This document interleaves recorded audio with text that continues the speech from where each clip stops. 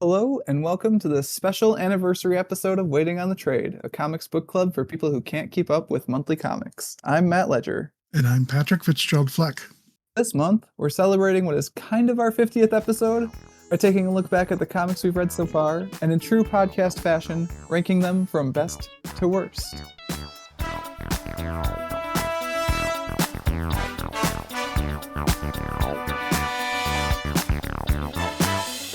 Alright, Pat, it's power ranking time. Like, yeah, we all knew it was coming. I didn't actually, though. No, you didn't. I didn't. You were lying to yourself. I don't really want to do this, Pat. But the fans demanded it. You know that's not true. You know there's one fan in particular. Okay, at least one fan demanded it. This episode is a love letter to Callum Smith, frequent guest host and instigator of of things gone terribly wrong. It was basically Cal's idea for our anniversary episode. You and I, Pat, were talking about doing something special, and Cal had the idea to actually finally power rank the books, which I have been very hesitant to do up to this point. So hesitant. And we've talked about this in the past, Pat, because when we were creating the podcast, we were thinking about well, should we rank the books against each other? And I don't know what it is about comics in particular to me. Maybe it's just because I've read so many. I don't know. Well, our previous podcast, when we were watching through Battlestar Galactica, we rated each episode, right? Yeah, and we made the decision of not rating the comics. Yeah, for this and for a rewatch show like that, where it's this is one series, here's every episode of the series, and some of them are at least, I don't know, discrete units of story enough where it's you can watch this one and you can skip this one, here and there. Battlestar doesn't really lend itself to that, I guess, so it's not a great example, but that's right. Everyone needs to watch Black Market. Everyone does. So you can get down there in the middle. They're similar enough to each other that you can rank them. You can see different quality tiers where it's okay, this is a good unit of Battlestar Galactica and this is a terrible unit of Battlestar Galactica, Black Market. Sure. Yeah. Whereas with comics, there's so much disparate stuff that I think it's harder to for me to be set in oh yeah, this one's good and this one's bad. It's well, no, this one's an apple and this one's an orange and they're both good for different reasons, and I don't really know that I want to rank them all against each other, but we're here now. We're doing the episode. Look what you've done, Cal. Look what you've done. How do you feel about power ranking, Pat? What is your mindset going into this marathon of an episode? I'm game. I have no qualms. Let's do this. Okay. You're excited about it? Sure. We could say that. All right. Good. Well, I was I'm hoping one of us is.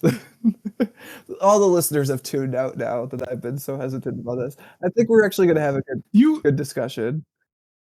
You power rank everything, yeah. Matthew. This is literally the first time you've ever had any hesitation to power rank. It's super weird. I agree. And honestly, I was looking through some of the books today that I was a little bit less fresh on, and I was okay, well that one goes. I did it. I have power ranked them mostly. I don't think I've got them in specific order yet. We'll probably be ironing that out as we go between the two of us. And obviously your tiers are going to differ a little bit from mine also. So we'll sort that all out along the way, and I think it'll be a good time. But I had a good time looking back at the books and comparing them to each other and trying to figure out where they fit. So I think it'll be a good episode. I think we'll have a good discussion. Yeah, for our almost 50 issues of comics. So let's talk about that, right? This is what, episode 60? Hang on, let me check my podcast feed quick. Finished episode 68? No, 62, I think, actually. Because you got to count the 0 episode. Oh, true. This is the 62nd episode, which we're selling as the 50th episode. It feels like the most, batshit Marvel Comics numbering thing to me, and I love it. I love the stunt of it. I'm into that. I love saying it's the 50th episode when it's really the 62nd. Although really, if we were doing it right, we would have done an anniversary episode at 50 and then at 51 also, instead of waiting and doing it later. But neither here nor there, I guess, a little bit. Basically, how we did the math on this is we cut the 0 episode out, and we cut out all the episodes of the Dream Journal. And that makes this the 50th. But we're keeping the Endless Nights in. Endless Nights is in because it was a regular episode. Also, the Yep. episode where we did not actually read a comic book and we just talked about how to find good comics is in the Sourcing in the them. numbering, Yeah. but we can't rank it. There's no book there. So I was right at 61. Haha. That's how you Cool. get this being the 50th episode, despite it being the 62nd episode. It's close enough. Who cares? It makes We're logical we're sense. just if you here to think have a about good it. time and Yeah. talk about comic books, most of which are good, which is nice. Like, I don't know exactly what your Yeah. ranking is going into this, Pat, but like, we've kind of divided this into tiers to get us started at least, so that we at least have somewhere to start of like, this one's in the top tier, next tier, middle tier, blah, blah, blah. We've got A, B, Mhm. C, D, F, traditional American Mhm. grade ranking system. That's right. I have in my notes, which you can disagree with this as you see fit, but this is kind of how I see the tiers playing out. So an A is a perfect or near perfect comic. I would recommend someone who like asked me about this comic to go buy the comic and read it now. Like, just go read it. You should be reading it already. What are you doing here? So that's an A. B is a good comic. You should read it. You don't have to go buy it now, but like, it's on sale, buy it. It's at the library, pull it off the shelf. Go read that one. C, average comic. It's fine. If you happen to pick it up, you probably won't be disappointed. It's not going to wow you. Yeah. D, a bad comic. You probably shouldn't read this unless you have like a specific reason to, which like my D tier is interesting. Like, I feel like we're going to have interesting conversations about the D tier. Differentiating D and F is going to be something. So this is how, because that's actually what tripped me up when I was like putting the ranking tier like descriptions together. So what gets me on D versus F is like D, if you read it, I wouldn't fault you for it. F, if you like, if you heard us talk about it and you read it, I'd be like, why'd you do that? You shouldn't have read that one. And like, we are gonna have very few Fs. Turns out most of the comics we've read on this are like at least passable. Yeah. I have a couple in mind that we might throw in there. I think you probably do too. We'll see. Could be. I don't want to be mean because like it takes so much hard work to make these things, and like all of these books we sure. read and we had good conversations about, and like that. Yeah, I do want to make that clear for any of the co-hosts that are listening to this. I had a great time talking about every single one of these. I would not take back reading or discussing any of them. Yeah, absolutely. It was great. And like, again, this is a podcast where for the most part, the guest hosts choose the books they bring on. And like, sometimes people bring stuff that they really love and we have a great discussion about it because it's really great. And sometimes people pick stuff that like, either they read a long time ago and they just want to like have a nostalgic conversation about it, or like they haven't read it and they think it'll be good. And it turns out like, that's no shit. Like, it's not the guest host's fault the book is bad. Like, we always have a good conversation too. I've never ended a recording of this podcast and been like, well, I wish we hadn't done that. Always have a good time. For sure. And I think we'll have a good time today also. Yeah. We'll see. We'll see. All right. Pat, you got anything else that you want to talk about before we get into this logistics wise? Like, if we're going to power rank it, we should make up a lot of nonsense rules, because that's the best part about power ranking. Is like criteria that don't quite make sense or fit together, and like you just have to mash it together as you go. I mean, I'm expecting to get down to like nitty gritty where like my personal feelings toward the thing is going to clash with how you feel about the historical legacy of this writer in the comics book industry. That kind of stuff that I don't have the context for, but their thick lines bummed me out. So we'll see how it goes. I mean, I think that's fine. Like, I was thinking about today, and there are a couple runs where actually I feel like they drop a little bit more in my estimation, like from where we talked about, like when we talked about them with the person we had on to talk about that book, because like I read further on in the run and it kind of like fumbled the ball down the road. So like as a result of that, I would maybe like lower the grade a grade or a half a grade, because it's like, well, spoilers, Green Lantern Volume 1's really interesting. I cannot get past the third volume of that series. Like, I don't understand what's happening. Oh, really? Oh boy, I bought it on a Black Friday sale, and oof. But we will talk about that one when we get there. We got a lot of books to hit before we get to that one. It's true. And yeah, we're going to sort them. We're going to try to go in order of the episodes themselves. Right? Yeah, I have a list in the show or in the episode script. That's the first book to the last book we've read. We go from All-Star Superman, which is what you and I started out with, to the first volume of Kieran Gillen and Salvador Larroca's Darth Vader series, which we just talked about with Trevor Deutsch. The only things we're maybe going to go out of order for, and I think we will go out of order for these, is when we talk about Die and we talk about Saga. We've read 2 volumes of those books, and I think we're just going to rank them together. Die, I think that definitely makes sense for. Saga, you could talk me in or out of it, though honestly, that's when I didn't get time to go back and reread, and I know what happens in Volume 10, and you'd have to refresh my memory on exactly what happens in Volume 6. So there's that. Yeah, I loosely remember it. I'm pretty sure we'll get to it. Yeah. We'll get to it. All right, so should we get this thing started? Let's do All it. right, remember, for now, we're dropping books in A, B, C, D, or F tier. We will probably specifically rank them from, 1 to 49 or whatever, 1 to 47, I think, when you combine Die and Sure. Saga. So, by the time we're finished with this, we will produce a finalized list of quote-unquote best to quote-unquote worst.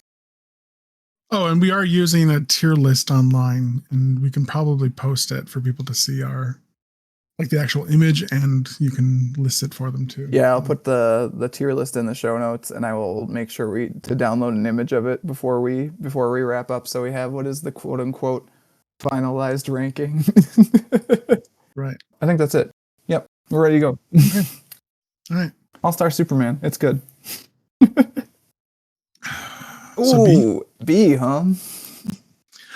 You just said it's good, and I'm following your ranking. Are you playing with me right now? No, I guess I misspoke. It's a perfect or near perfect comic? Question mark, Pat?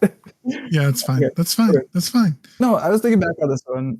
I feel like our discussion of it actually did cause me to find holes in it that I hadn't found before, especially kind of with the story's depiction of Lois. Like, the Lois in this story doesn't have quite as much to do as you would hope she would outside of just being Superman's girlfriend, but it's also kind of a Silver Agey story, so that's kind of where she's at that point. So I'm willing to overlook that flaw. It's very good. It's got great art. It's like one of the best Superman stories ever written and ever drawn. There's a reason that it's supposedly the inspiration for the James Gunn Superman movie that's coming up, even though Mr. Terrific is not an All-Star Superman, but whatever. Yeah, I think the only negative, other than like you say, Lois is sort of a side character, but it is a Superman comic, so I would say you have to have appreciation and enjoyment of the Superman mythos to a greater extent. It explores a lot of niche Superman, and if you're not game for that, then you may not enjoy it as much. Yeah, I know Cal actually talked about giving this book to a mutual friend of ours who's not super into comics, and was like, "Oh, this is a great Superman story. You'll love this." And she gave it back to him and was like, what did I just read? So it's hard to have that outside perspective sometimes as a person who's just been in it since 3 or whatever. And I think that's a valuable part of what you bring to the podcast, Pat, is that you can just call me on that bullshit. As a Superman layman, Frank Quitely's art is amazing to look at. You can't go wrong, regardless of, it's great. And you can enjoy the fun back and forth between Luthor and Supes. You don't need to really have context for that. It's the issue where Clark visits Lex in prison, it's got to be an all-timer single issue for me. It's so good. So Draws his good. eyebrow on, man. It's what are you? It's so good. Yeah. Next to No Notes, All-Star Superman is an all-timer for me. So that is a pretty clear A tier comic. Drop it in the A tier, Pat. 'Tis there. All right. Second. The seconds, yes. Seconds. How you feeling on seconds? I like seconds. I've actually been talking this week with guest host Simon Payne about potentially reading Scott Pilgrim for the podcast coming up. And that reminded me that Scott Pilgrim is a little bit better than Seconds, I think, in that there's more there to unpack. But Seconds is still really good. It made me feel feelings, especially when we read it again. I think it was roughly when Kat and I were both turning 30. So it has a lot to say about that experience. I would actually be curious to read it again at this point, having crossed the threshold to see if I have how my feelings have changed since we read it earlier. Sure. What are you thinking about Seconds? Yeah, I would agree that I think Scott Pilgrim, for me, is the more enjoyable. This Seconds is a little more heady, a little more introspective, which is saying something because Scott Pilgrim at times is also that. Yeah. I like the But I think the bigger cast in Scott Pilgrim does more for me than there's Seconds more is of a like two or world there, three, right? Yeah, it's pretty Yeah. limited in scope because it's one story within one graphic novel versus getting 6 graphic novels to play its whole thing out. So I Right. will say I think the cartooning in Seconds is better than the cartooning in Scott Pilgrim overall. Like, and I enjoyed getting a book that was entirely in color too. So there's that. I don't know why Sure. we're comparing it to Scott Pilgrim when we haven't even read Scott Pilgrim for the podcast. But Well, I think both of us have read it, but yeah, we haven't done it for the podcast. Yeah. That's fair. So you feeling B? I'm between A and B on this one, honestly. Okay, I'm more B. Okay, I can be talked down to a B. I think we'll come back if we we put other things in the B ranking, and I'm like Seconds is way better than this. Then we'll talk. I think is where we're at. Sure. Because I don't know. I think it does a really good job of encapsulating that feeling of like I'm stealing Kat's metaphor that she steals from Sylvia Plath again, where you've got all the like the fruit on the tree, and as you pick the fruit, the other fruit is falling all around you, and that's like the metaphor for your life options kind of like narrowing as you get further on in life. Seconds has a lot to it. I might, I don't know. We'll put it in a B for now. I might talk myself up into an A when we put something in the B range that I'm like, Seconds. Sure. Decisions aren't final until they are, so no worries. It is not carved in stone yet. All right, number 3, Hawkeye Little Hits. Technically the second. Is this the second volume of this? It is, yeah. Series, right? Of Matt Fraction. Second volume of the Matt Fraction, David Aja Hawkeye run from the Marvel Now era. Also a strong comic book. This is the one that ends with Pizza Dog, right? So let me pull it off the shelf here quick. Go over to the shelf if I can get away from my computer here. Oh, this has the issue. Oh God, this is good stuff. This has the issue where he's like defending his apartment building in December with a Santa hat on. Oh, this has the image that's like stolen from a video game that I have as my computer wallpaper right now. Oh. Yeah, this is all. It's got all the ex-girlfriend stuff in it. Oh, this is very good. I say it's an A, personally. Yeah, I'd say upper B to an A. Okay. So we can stick it. All right, let's say A for now then. Right in the A. There we go. So this is one that I was talking earlier about, like how I was thinking sort of like backwards and forwards, like how these volumes that we read fit within their run, and like does that affect whether I would tell you to read this book or not? Like, does the run get better or worse or stay the same? This run's so goddamn good all the way through. Like the 3rd volume, which is basically all about Kate Bishop out in LA fighting against Madame Mask, is just like it's actually I think it's better than this volume, which is very good. Like, is it a comic? So if anyone like hasn't checked back in on that Hawkeye series since listening to our discussion of it, you should. It's really good. Cool. All right. Now we first run into our first 2 issues in the same tier. Are we going to hold off? No, are we going to hold off into the end? No, You're going to actively rank as we go? Yeah, let's do it. Otherwise, we'll be here all day, right? Oh. all right. I mean, it goes below. So now it goes below. Okay, below. Yeah. I agree. Yeah. Cool. Awesome. It's going to get more complicated as we go, but I'm glad we this is an easy one. Get to it right now. Okay, cool. Again, like this is a volume 2. Also, you can't just hand it to someone and be like, "Here, read this." Although, again, All-Star Superman may also be kind of nebulous in that regard. I think there's a higher chance that you could just throw All-Star Superman at someone and they could pick it up and read it. But I don't know. We'll see. I mean, I hadn't read any of the other Hawkeye issues of that run, and honestly, I didn't miss it. So I think you're okay. I think we're good. All right. Next up is the first volume of My Love Story, which is a delightful little manga that I really like. No pun intended. I was gonna say that, but I thought you would. I thought you would notice the pun. No, it's great. I read I think I read the rest of it. I'm pretty sure. I definitely have watched the entire anime at this point. If I didn't read all of it, I read a lot of it. I think I got into at least the double-digit volumes of it. So I mean, that speaks highly. Like I don't do that for all the books we read. It's so An good. A, yes, Okay. I think A, perfect. and I'm Great. okay if it's at the bottom of A, but I think it deserves A. think the Hawkeye. Honestly, maybe even above Hawkeye. I think the Hawkeye book is a Maybe. little bit more technically proficient, is where I'd be at. Yeah, Like- maybe like the illustrations. Yeah, sure. like I think the art's doing a little bit more work. I think I would put it below Hawkeye. But I think That's it's close. I think it's close enough that I wouldn't fault you if you wanted to flip it around. But it's just so it's so delightful. It's so It's refreshing. so good. It's so wholesome. It makes you feel. I read a good. bunch of it on a plane, and like air travel kind of sucks, and like it was fine because I was reading this book and it was great. It's just, it's good times. An A and below Hawkeye Little Hits is where I've got it. I'm good with that. All right. Next. Oh boy. It's Next. Green Lantern Circle of Fire, which Pat, when we read this Yeah. with Simon, there was no collected edition of it, so we had to resort to means to read it. Yes. There has since, Yes, indeed. as part of the They've collected it. publishers collect everything now, man. So there is both DC Universe Stories of Brian K. Vaughan collection, which has the Brian K. Vaughan parts of this separately.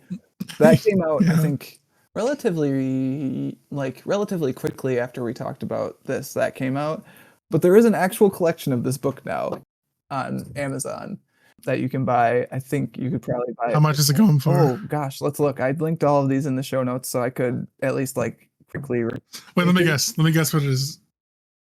I want to say $10. Oh boy! If it's any more than $10, I'm going to be upset. Yeah, what if I told you the Kindle edition is 3 times more than that? It's wait, just for this? So yeah, it's It's $30 for the entire. Oh my goodness! well, hang Wow, on. that's a choice. Hang on, actually, because now I'm looking at it. It says it collects Green Lantern 129 to 136 also, which I don't remember reading as part of that. So hang on, because I'm pretty sure we just read Okay, Green okay. Lantern Circle of Fire 1 and 2, and then the 1, 2, 3, 4, 5 one-shots in there where it's all team-ups between. It told a complete story for sure. Yeah, like I don't remember reading 7 issues of Green Lantern as part of that. So maybe they've just collected this as part of collecting Kyle's run and like stuck it in with other Green Lantern issues. So the Mhm. collection is $30, but I think it also includes 8 issues of comics that we did not read. So there's that. Still, The fact that it's collected no. at all is something. It speaks a lot to where we are in the current day and age of like we're just throwing That is everything so in a book funny. now.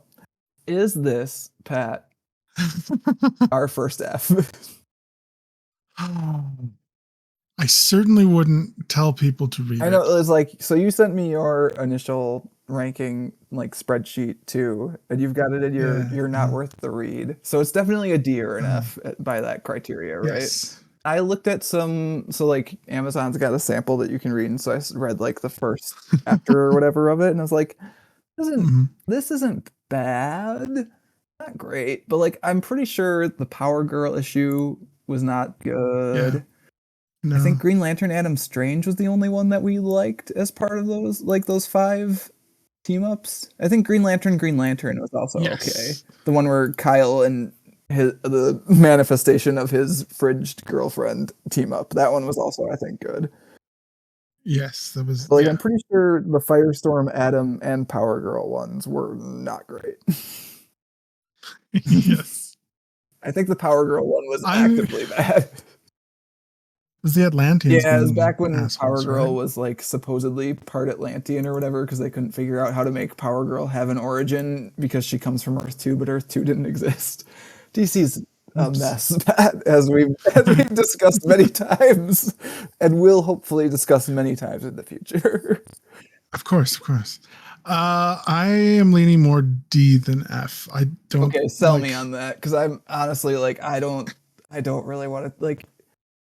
I mean, if you're a Kyle Rayner fan, I think you get something out of this. I don't think it's amazing, but I do think it does explore Kyle Rayner to a degree that they would not hate reading Yeah, it. you gotta read those other issues though too.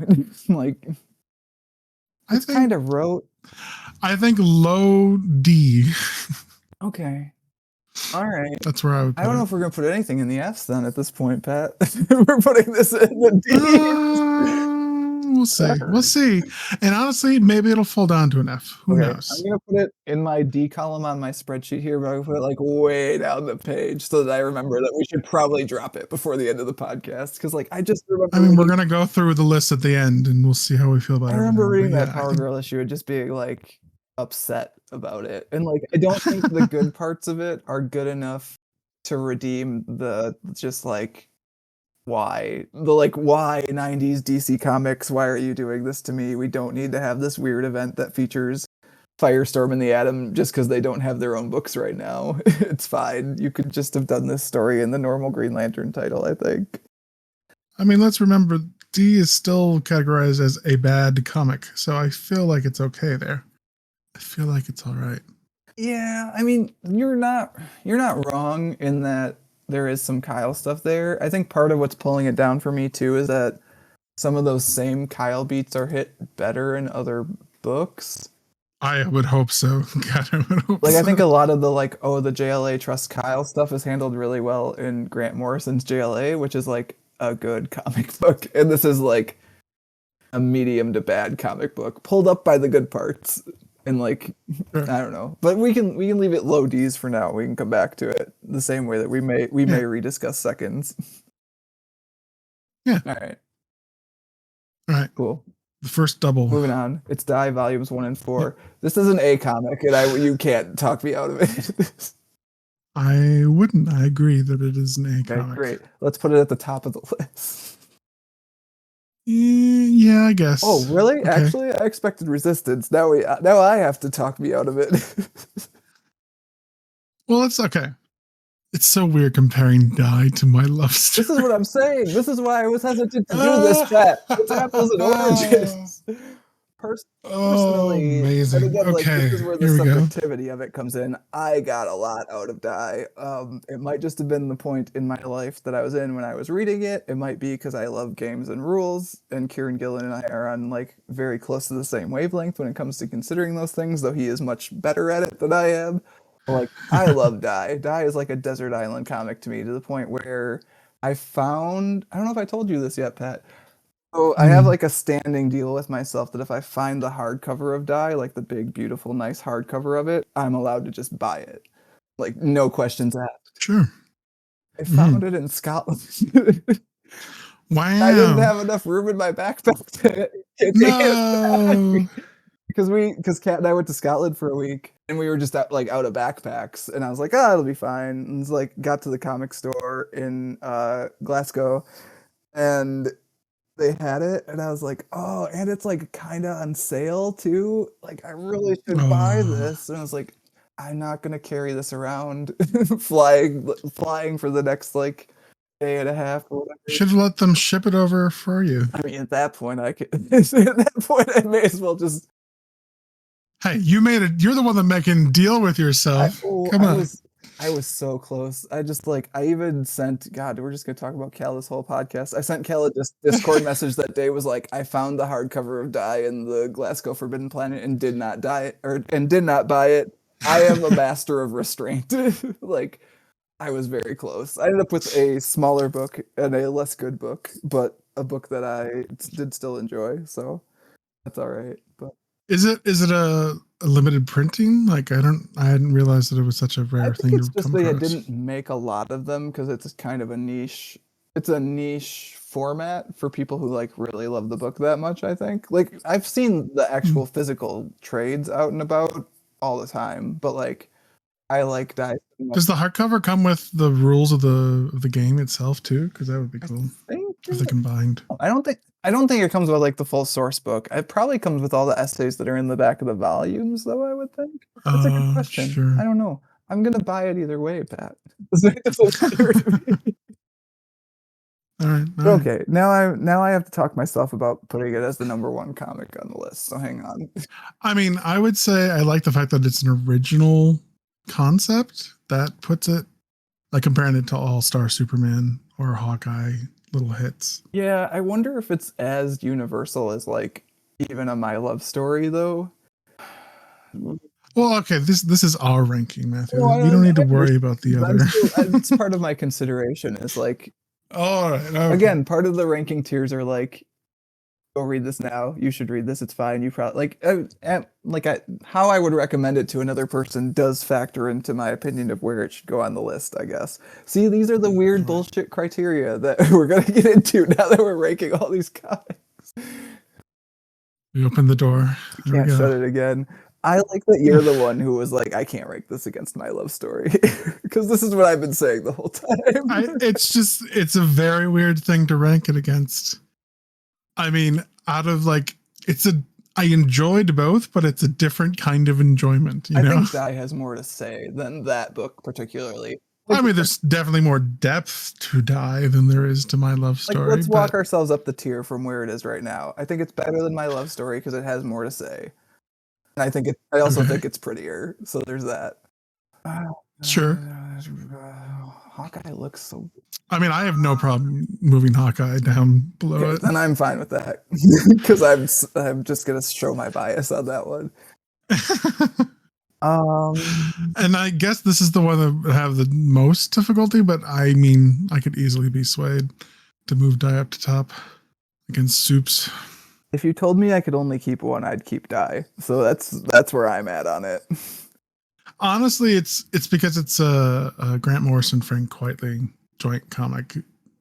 Why I would hesitate to move All Star, because that is just my dream team of comic books. If it was against the entire run of, well, I guess the entire run of New X-Men's not even just them. I'm trying to think what book would be that book for you, but we can talk about that on the next Power Ranking episode. I mean, yeah. Right. I would. I'm fine with. Okay, let's do it then, because I'm fine with it. I don't need to talk myself out of this. It's my podcast. That's right. A little treat for you, Matthew. You can put that at the Thanks, top. Pat. All right, moving on to another romantic comedy manga. We read the first volume of Wotakoi, Love is Hard for Otaku, with guest host Bryce Manning, and it was delightful. I liked it. Yeah. I would say right away, not as good for me as My Love Story. Yep, definitely. I'm okay with throwing this in as an average comic. Yeah. So below seconds. I had it initially in my B tier, but I think C tier might be okay. Especially because we're going to talk about one more romantic comedy manga, at least. Yes, and I think that one's better than this one. Though I guess we'll get there when we get there. I don't know. Another Bryce Manning sample, or is this? No, I guess they both are. Oh my God, Bryce, what have you done to us? What is Bryce doing, picking these things that he liked? No, but like so Wotakoi is one that I actually looked at a sample of today, also to brush up on, and like I agree with you. I think it's average, and like I think there's some like pacing and jokes that didn't quite land for me here and there too, but like I enjoyed it. Like even reading the sample today, I was like, oh, this is fun. I should read more of this. I haven't yet. Yeah, I think, which I think like speaks to the difference between tiers of like I read 12 volumes of My Love Story after we finished it, and Wotakoi's on my like, oh yeah, I should pick that up from the library list. I think the characters in My Love Story resonate more than the ones from Wotakoi. Yeah. I don't know. I did appreciate that Wotakoi is about adults, that they're not high schoolers. Agreed. Which was refreshing. Yeah, it was nice to see like grown-up people dealing with grown-up life. Like in the bit I read today, they're like he's trash talking her for not being as fast at work as he is. It was like I relate to that a little bit. Anyways, I think C is okay. Like we'll see how the B's land. Like if the B's are noticeably higher, I could see moving it. It might creep up. I could see it moving it to a low B, but I think C is fine for the moment. Yeah. All right. Moving on. We have what I consider to be the C comic, the ideal C comic from which all C comics have sprung. Batman Hush. Move that baby right into the middle of the list for me, Pat. Okay. All My right. reasoning. Yes, The art is please. very good. Yes. Art is probably honestly like higher tier than C tier art for me at least. I don't know if you It goes agree. through the entirety of Batman's rogue gallery, right? Yes, Like yeah. we stop in with like That's the everybody. thing is like Okay. it's basically a greatest hits album. It's like here's all your faves. They're Yeah. doing stuff. There's a mystery. The mystery does not quite make sense in true Jeff It's Loeb such a fashion. bad mystery. I Holy still moly. maintained, like when we talked about on the Death in the Family episode, I believe that like the real Hush was supposed to be Jason Todd, and they were like, no, we can't do this. I don't know. It could be either. Jeff Loeb doesn't know how to finish a mystery, so it could be either way. It could be it wasn't What written was this? exactly, or it could be they copped out. It was the surgeon, but I'm trying to remember what the motivation for the surgeon to do it So was. Like, it's hilarious. And like other writers have made this good, which is like kind of the joy of superhero comics is like the same thing we were talking about with yeah. the Star Wars movies. Like you could pick out the good parts and pop them into stories that are actually good. Tommy Elliot was mad at Bruce because he was trying to kill his parents, and Bruce's dad saved his Oh, mom. that's what it was. Fuck. And so he takes revenge on Bruce later as a guy That's wrapped up so in dumb. bandages. There's Oh my there's god. a run on Detective Comics called Heart of Hush where Paul Dini does some work with that, and it's actually good. Like it's decent to good. It's not gonna blow you away, Okay. but it's entertaining. All right. Yeah, Hush itself, I think, is like an ideal C tier comic, which I guess is why so many people get recommended it. I don't know. Like DC just keeps on pumping out new editions of Hush, and they keep selling, so people like it. Yeah, I mean, yeah. The fact that it's just oh god, the story is just so dumb. Yeah, okay. It can be a C. Question, is it better or worse than Otakoi? Love is hard for an otaku. Apples and oranges, baby. No, I personally would say it's better because the Jim Lee art is very good. That's where I would land on it. I mean, I would agree the art is probably better, but man, would I read Wotakoi before I would reread I Hush. mean, this might just be me, but I would see Batman have a sword fight in the desert drawn by Jim Lee before I'd read Wotakoi again. All right, well, I'll let it go on top for now, and we'll revisit. I mean, that when I we think go that back. knocks Wotakoi out of the B tier though, because I'm not moving Hush up. So there's that. All right, we'll We come can back. talk about it. I'm okay with it for now. All right. Batman, Superman, Supergirl. Also Jeff Loeb. Michael Turner on art, so the art's a bit worse than Hush.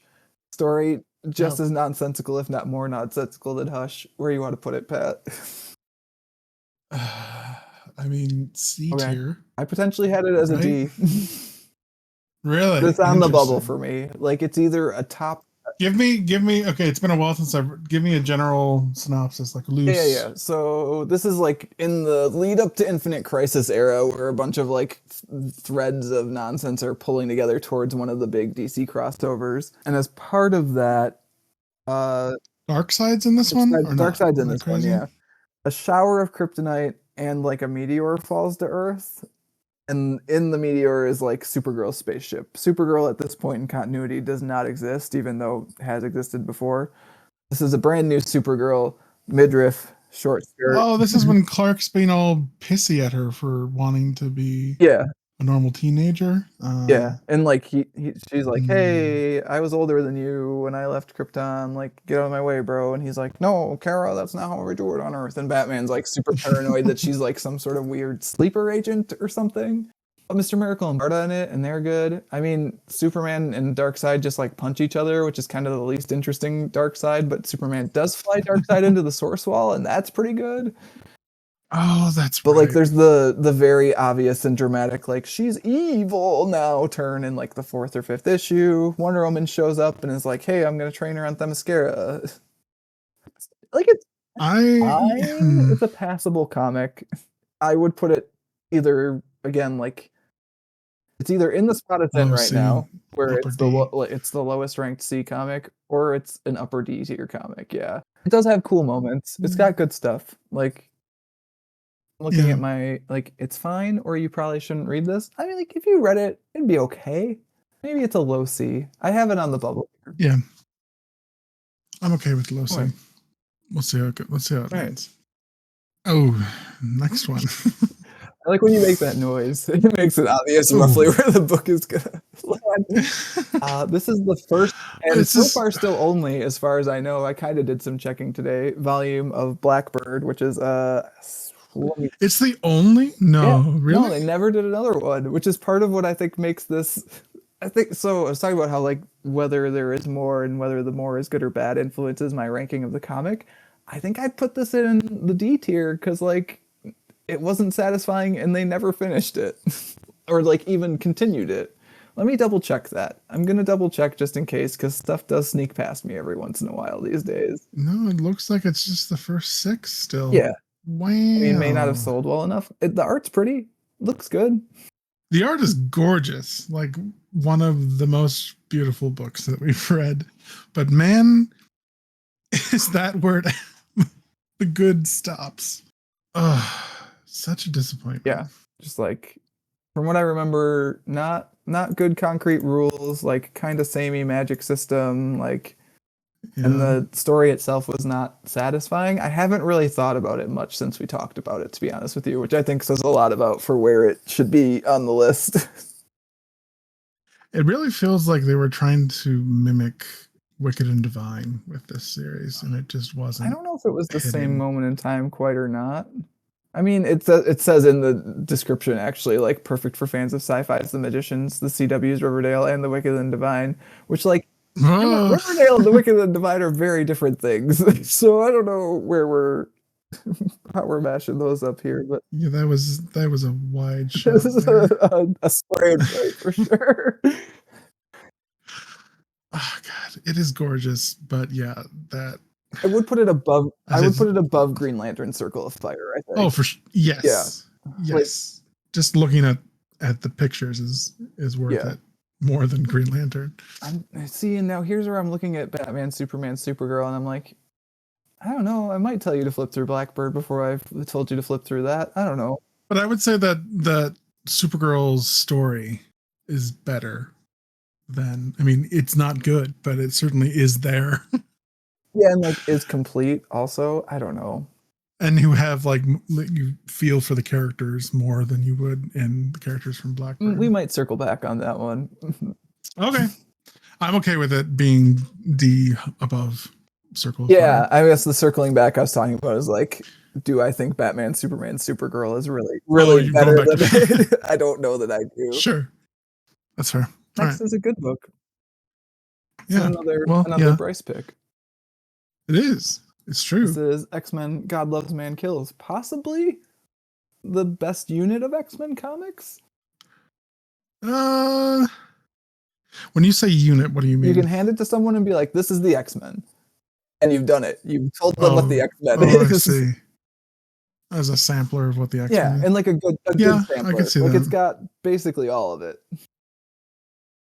Yeah, I mean, sure. I can't argue with that. It was a little trite for me. Like you could feel the age of this comic. Yeah, I think I would agree with that. I don't know that knocks it down that much for me. There was some weird racial stuff with the gangs at the beginning. Yes, that is true. I would throw it in low B, maybe even a high C for me. Okay. What's I think we're landing in the B's then, because I think honestly I'd put it in the A's. So really interesting. Explain your A. I mean, again, it having been a little while since we got it, and it being a book I got from the library, I didn't get to flip through it as much as I would hope. But like, I think there are just like some really strong scenes in it that I remember. There's the bit where basically, I think it must be William Stryker, because that's who the bad guy is, and it is like pointing at Nightcrawler and saying like, human, you dare call that thing human? And like, that's a fairly iconic panel. Like, I know we talked about how cool the scene of Magneto like descending upon the Capitol was when we did it. Like, I don't know. Sure. It's got all the X-Men stuff in it, and like the X-Men are good, so therefore it is good. That's fair. That said, like, if you want to put it in B, I think That's fair also. Like it definitely does have some stuff that dates it. I do remember us talking about some of the weird racial stuff near the beginning of the book when we talked about it. So I'm fine. I'm fine with a B. B is okay. All right. So where do you want to put it in the B's? You want to put it above or below seconds? This is weird rankings right now. Ah, Better welcome to or my worse than mind. seconds? Um, I'm flipping through. Nightcrawler's threatening to kill a man. Oh, there's that gang though. I'm okay with where it is. I would say seconds above. Wait, God loves man I don't kills. even know if we'll revisit that one. I think that's fine. Okay. All right. Moving on. Next one. Ghost Rider: The Last Stand. That's the Ghost Rider versus Ghost Rider. Yeah, what if Jason Aaron did with Ghost Rider what Jeff Johns did with Green Lantern? Personally, I would have it either at a high D or a low I C. think I also was on a C for that. Yeah, I've got that in the Okay. C's. I would. I think I'd put it I would. above the Supergirl stuff. Yeah. Yeah, that's what I was feeling. Just because the art in that is just so crazy. I do believe I eventually finished that also. I think I did like buy the second volume or whatever from what we read, and it was fun. Like it is, I mean, it's got Jason Aaron doing the orb in it. You can't go wrong, right? Like Oh yeah, the orb. Yeah, no, that's except when Yeah. you can, and we'll talk about that later. Yeah, I don't know. I enjoyed reading this Ghost Rider stuff. It's also like kind of wild to me, and we'll talk about this one when we get to Original Sin also. Like it's kind of wild to me how much of this Ghost Rider stuff just continues to keep popping up because Jason Aaron kept writing Marvel Comics until basically this year. So like stuff just keeps happening like that references stuff from this run. So it's good. It's fun. It's flaming guys on motorbikes fighting each other. Okay. Are you okay with where it's at in the C ranking? Are you saying that Yeah, I think Hush and I think Wotakoi Wotakoi are? is like I think Wotakoi is more recommendable if that makes sense. I think it would have wider Yeah. appeal. Sure. Yeah. This is I'm a gonna weird start thing it. that we're doing. Dude, I've been trying to tell you for like the last 30 years. All right. Next one. Barrier. It's good. Is it This is very good? C, I would say that Private Eye I enjoyed more than That doesn't mean Barrier. we can't put them both in the A's, Pat. This is true. This is very true.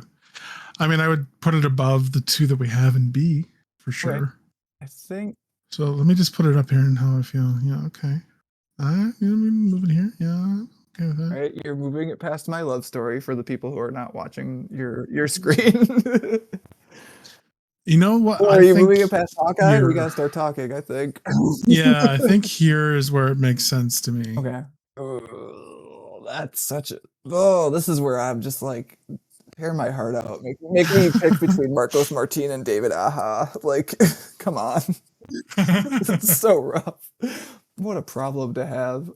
It's such like just the format of it, like the layout of it, and the fact that it plays with languages so much. That's just fun. Yeah, it's very clever. I mean, the problem is that Hawkeye is also very clever. I think. Oh, here's where I think I'm gonna land on it.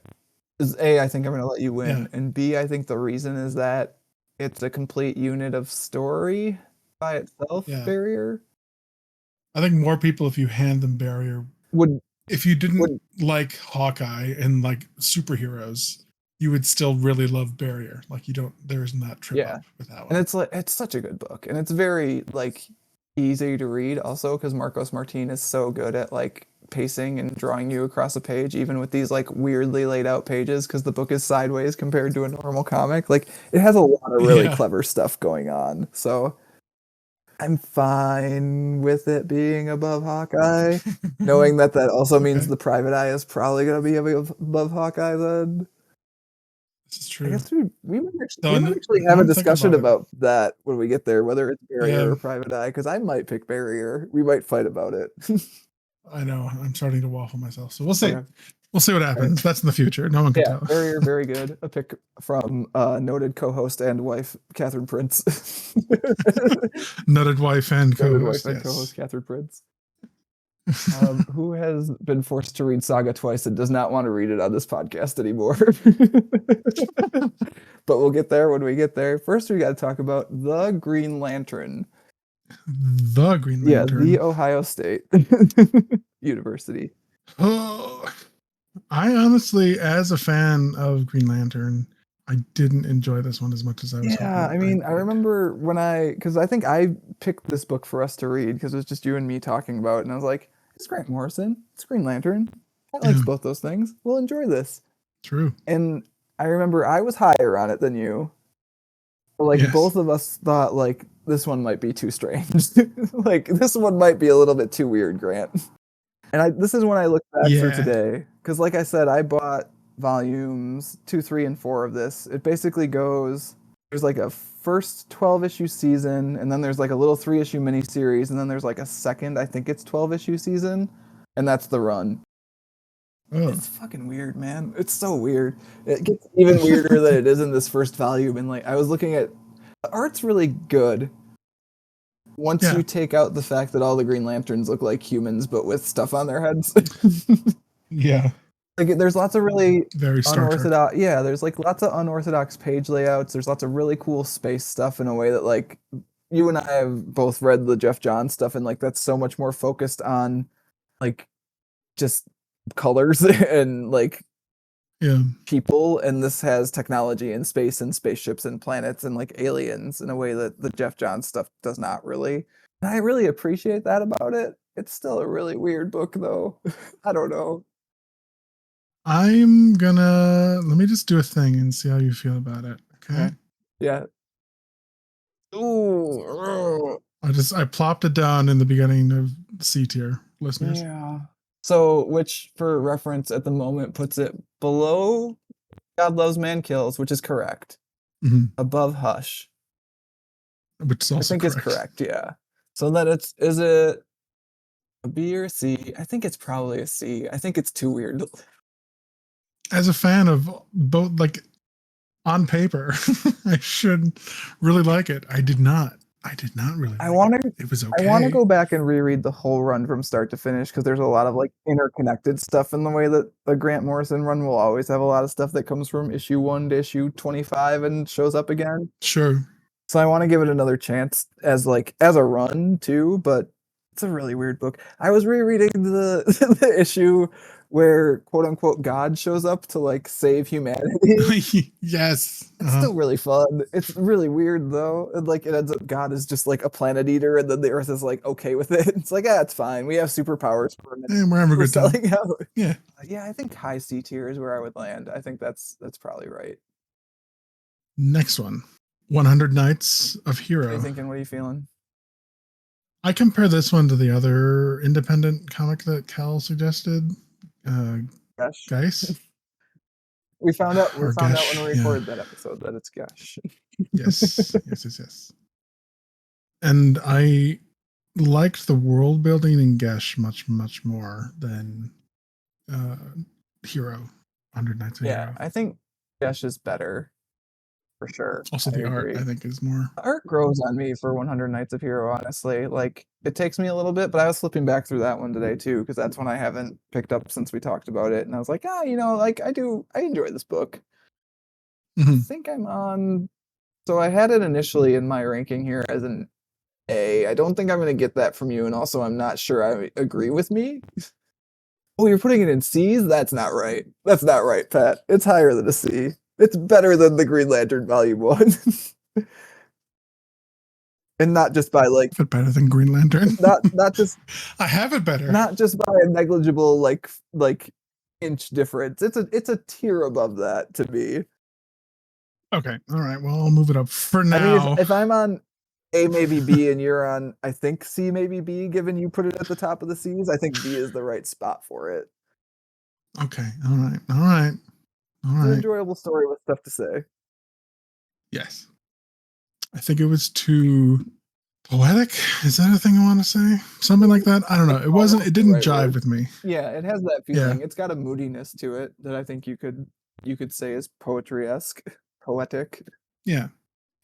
You like But yeah, it? it can. You like it at the bottom of B's then? Yeah, I think so. For I now. think I'm not So gonna B shapes fight up. with you about it at the moment. I don't. I mean, honestly, this movement here, I don't know how to feel about this. So yeah, I moving God Loves Man Kills front or and behind 100 of it. Nights of Hero. I think I would. Yeah, I think I would don't flip know. them so 100 Nights of Hero is higher, Okay. and then I'm we fine got to with think that. about it versus seconds, but we can do that later. I feel like I enjoyed Seconds much more than 100 Nights of Okay, Hero. then we'll leave it the way it is. This feels right. Yeah. Feels right Okay, to me. I'm good with that. Okay. All right. Next one. The Unbeatable Squirrel Girl. She beats up the Marvel Universe. That's the story. That's just, it's a delightful comic. It's really good. It's fun.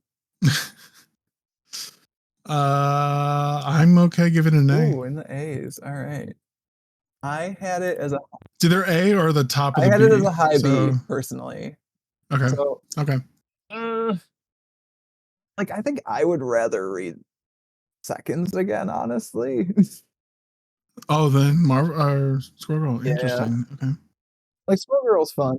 It's really good. It was a good choice by guest host Simon Payne. I had a good time reading it and talking about it.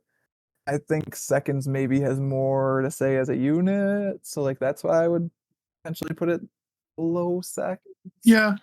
Yeah, I'm okay with that. Then versus 100 Nights of Hero, I don't think I'm going to get you to budge on that, so I think we're fine there. Yeah, I think that makes so Seconds and then Squirrel. And then 100 Nights of Hero. Yeah. I'm okay with that.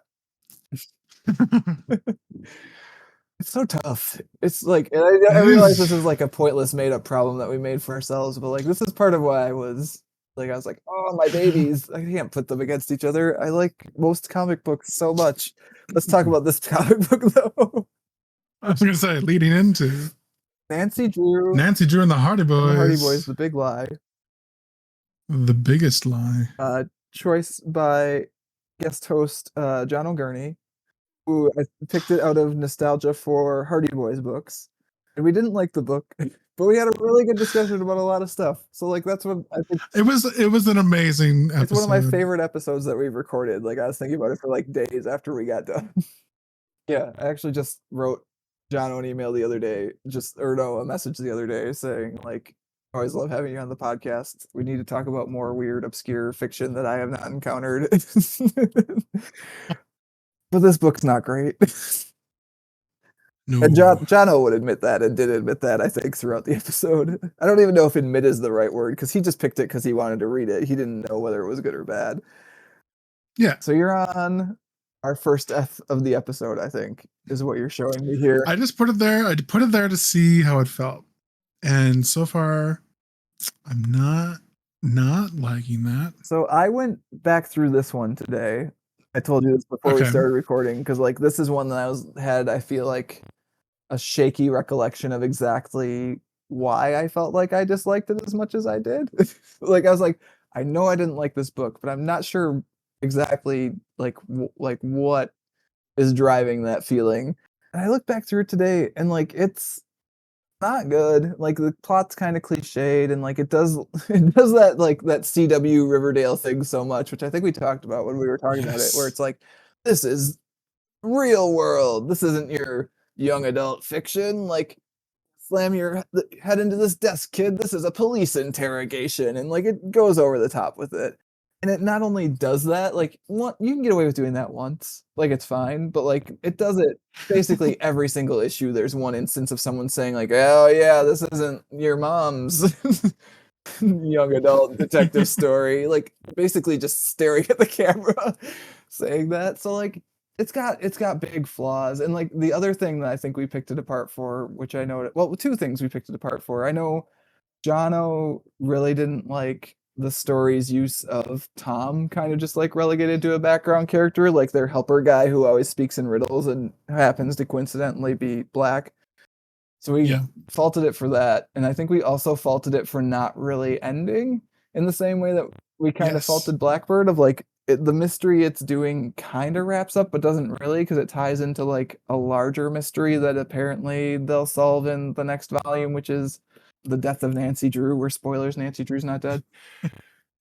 What? Yeah, and this one does so. This is a thing that I don't know if we talked about when we talked about the book initially, but it's something that I know I've seen a couple writers kick around since. Like the first issue cliffhanger is just that Nancy Drew shows up, and the title of the book is The Yeah. Hardy Boys and Nancy Drew: The Big Lie. Like not a first issue cliffhanger to be like, here's Nancy Drew. It's on the title, guys. She's the main character Oh. featured on the cover. So there's a lot of failings, but I don't know that it's an F. I don't know that it's like that bad. Like if someone was like, "Hey, I'm gonna read this," I'd be like, "Well, are you nostalgic for Nancy Drew and the Hardy Boys? You might get something out of it." In the same way that I think you were like for the Green Lantern book, I feel like Kyle, you might get something out of it. Like I think I'd put this above Circle of Fire. Actually, I will say spoilers. No.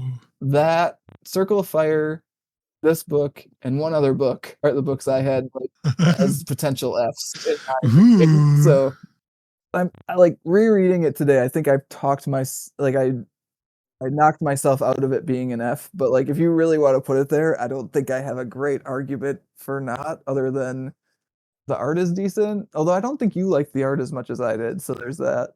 No, yeah, it was pretty mid for me. Okay. I mean, honestly, for me, it's either here or it's the lowest in the D. Okay. Well, here's what we'll do. We'll put it in the Fs for now. Drop it into F as the only Okay. F for the moment. And when we get to the other Alright. book that I'm pretty sure is an F, we'll Yeah. see how it compares. How about that? All right. Seems Cool. fair. Next up is the first Next up, volume of Fables, which we read with Legends in Exile. Yeah, Susie. I mean, Fables. Fables. A book that I read once, kind of liked, read it again, and liked it less. Yeah, I like the concept is really fun, and I really enjoyed the Telltale game, which I'm blanking on what it's called right now. The Wolf Among Us, right? It's like a legacy. Wolf Yeah. Among Us, yes, I have thank not you. played that, but I encounter it enough. You should. It's well done. I like the story of volume 1. I didn't enjoy that much. I think it was fine. Like I actually like the story of volume 1 in that it's like pretty much a classic like murder mystery. Yeah. whodunit kind of thing. Which Mhm. I'm a sucker for those, so that's probably part of it. I like murder mysteries. But man, it does just hit you over the same way the same exact way, honestly, the Nancy Drew and Hardy Boys thing hits you over the head with this one's for grown-ups. Fables does it, but Yeah. like worse, honestly. Like there's so many F-bombs that just don't need to be in the book. I mean, it's the world building for me that gives it the boost that it has. Just the concept of what fairy tales in the real world, like, what are they up to? What would they be doing? What, like, how are they Yeah, and there's the stuff about like being living in the real cast world? out of their homeland and stuff too, and there being a war there, and that's kind of cool. Yeah. Not cool, I guess. Interesting. Sorry, wrong word. One of many of, oh wow, the world and like the mystery, the greater mystery they set up is really cool. This single issue or single volume story, not so much. Yeah, and like even then, so again, talking about like how does it, if I tell you to read Fables, are you going to be happy reading Fables to the end of the run? You are not, from what I have read and from what I've read about people's opinions about like volume 10 or whatever onwards. And now it's in a weird like spot where the creator is trying to say it's public domain because they're having a fight a fight with DC, but DC's like, that's not how that works, bro. You can't just say something is public domain. So that's something to like. This volume's not great, and it goes on to be kind of a mess. Yeah. I've put it at the bottom of C tier, and I'm sort of okay with it there. To me, it's kind of comparable with Blackbird. Like, I would agree. I think I'd put it top of D for now, honestly. And we're saying it's better than Blackbird because there's a story. It is and the it is at world least a complete makes more story, and the sense. characters are a little bit more fleshed out. Yeah, even if it is like hitting you over the head with sex and f-bombs and stuff.